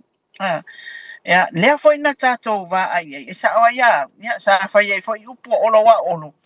E kongi mai alang kala ia, o aia, e ta tera tso olo whako, sera ngau saka whase whima, ola me whiwhasiri ai fwoi ngami, fwoi lele, e whaala tala, ai ta te nofo atua, ia ma au mai e loa le tali ia, o le wana nei, o laua umanga seki o le upu ma le winga o le tala, olo o le ngalwenga wha au anga, i mai whainga malo whai, i le vaale e ali sawai, lono winga, ua whata oto la fua mea lava ma le au mainga o le tatou vaale, ai o le whainga malo fo le watu iai. Ia, mai si fo e tatou ngalwenga tele taipei o le ala kolosi le anga i tiavi. Ia, le laua whai mai a wae pei o le tūlanga na e au na sila fia fo e tatou atunu. E le wha pea a wako le kampangi e kasi alo kampangi e whai e kua i e kau kua i o. Le ai, e i le me vai tolu kampani i le awala, ina ia latou tau wofo mai e o latou e mawhaina whai le vaenga le awala. Sau lesi kampani e whai lesi tu, ia tūlanga la na lau whai mai olo, wa iei tau wafonga la wa iei mul whawa wina ngalbenga le tiavi. Ona wa lewa tā o whai mta upo lea. Ia, o ina whai fasili na wala tu i le tele fo i o tātou me pe o na awala mai le fasili a tole pai rulava ai o TV1 a nga il forensic audit. Awa na tātou e whai el paro ta, a olo o na fesiringia fo ia le afio ngai le minstau tupe ia lau timu ia e whapea mai olo o waiai wa au mai na li potilia a olo o tu watu ka peneta mo sana whaai unga whai ia o le lau whamanino mai le afio ngai tamai tai pārimia ia o tu watu whai ngā malo fo o mai la tau e tala noina le mta upulia o le wa langa wa wawa laka ia whako ama wange ia la whai pa whai ngā pālo tau le o le whai unga lea o le li potilia o le forensic audit. O mea uma peia ona sau noa walas. O mai e o lato. A lewa tatia whatatianga ia. O mai lalwhai ngā malofo. I lato sila fia. Ia, e titilo atu e lelei mata ua. Ia, ona whaawaula ia lea. Whai e nai mea e toi wha lelei atili o le plan lewa tatia mai. Man fofuanga whatatia ni malo o ese atu. Ia, ona tamu whaila ia lea. Ina ia wha lelei. Ia ona awalo tātou atunu, e leo se tūlanga fo lele, sa warkanga ka ia whailanga ia mea ki ia e le aila, e leo le tukoi ngā menga, o le mele i tātou o le mālo whaawau, e sui mālo a ia whaawau pia, bori sui fuanga lele i o le tātou atunu u whangamu. Malo, sau no le rivanga o le Jeffy Lilo Maiava, ia le te wei e si vanga tāu o pau i enta, e te fia whaamata tu mai mō le sila fia le tātou atunu, ia e antonu, o lewa manino le mantolo vai. E isi la sanga ia wa savalia e tatou mai le aso lua le dei. Se ia ulia le aso lua le vai aso asau. I le aso le fa antautou ina isu ia fai pule. Ia o le pāle mene o le tatou malo tuto tasi le paia inga lona sifunu ma le va. Lewa tatou sao ni atu iai. Pau atu langa whangamua o le sila fia le sa mo le tupunga o mea wai le masani. Fo le tupu i palo ta umai anisi o mea watula i mele taimi nei. Tai peila o tatou county le il whamasinong. Ia, e mai sei foi. Ia, o isi le whai mai sa le kamu whakau ko al whai ngā malo antiro umai a court cases. Ia. O le a lava e anga inga i lava fo i le tula fono. Le wai tula i le malo te le number fast. Ia, o le afionga le malo i lana whaiunga. Ia, wa au mai ele na polo a inga i tau au fia loa le fono. Ai o tātou court cases ia po whamasinonga lātou. Ia, e awa wa i mai awa i se mea e whai ak ngei uma lua i kūra, le ai. E aso pe vai aso, ia o tau mawhai lawa fo ia whamasinonga. Ia, ona toi e whai leo na i swing. Aeta e au, o le mea o te fia tu atu le tātou atunu. Ia mata i tū le lei, ia tū langa o le tūpunga o mea tupu ai. Wai, e le wha pea o le mea kupu lesi pālota la. e sawa i aku pul palota nei le ai ese yo case le foi la tato experiencing ia pa tato lo nei ia le si foi le tu langa o le fai o le recounty i le ko ia ese mai le palota talwai ia onisi na tu langa le fonga mo ia ele ha faida e mole tu langa nga fa tele ia mole tanto filo inga le ia fia le solua talo sia ia te to le tolo so i fu ma fa fu lo ma wa pele ma lo si le tino sili ai la lenga ia wale to ino le tanto tu ele nga te Samoa ia wan tu no ma ia ole talana i le rivanga le fia o mai lo fina ngalo le mai ava tanto te tau ma vai e pe ole ma vai nga Davita mai ona tana ia o la forma vai nga Davita mai ona tana le ai tama vai ma vai nga la pana ma mai Jakob le fai mai isa kuta o isa ikastuta ikastuta ia mai foi le singwa luengo ai tasiano na winga Jehova e vai tatou le ali i le tatou va ia fa tai tele fonga mua mo nei aso ia ai ele langona mal tatununga o le tatou te mo foi la stofi le lofa malanga le le tua o mo le atu soifua se tatou atunu ia tatou to pe nei e foi la ia pola sitala ia i upfai malo se tatou atunu o tatou alo atu mo le fesuia inga o fai ngā malo i te nei ai mai le mātou tu vai pa manu ia tele i tuto toi o le afiafi fonga mua pa manu ia fo i Samoa i lau tapo inga tau wha seifua soifua ma ia manuia le fionga ia lilo mai ava maina vai misa o le sui o le tātou wala leo lo whapea o nga lue mai tono o le tātou turu i Samoa wala wale longa pui eli o lo tupa ia ma lo o tupa malu i mea o lo tupu mea o le atutupu manisi o vai ngai o lo tūlai mai i se aso o mua Malo soifua o le Fofoga Samoa, Radio Samoa, tasilima i vatolu a mo. Se kia Radio Samoa.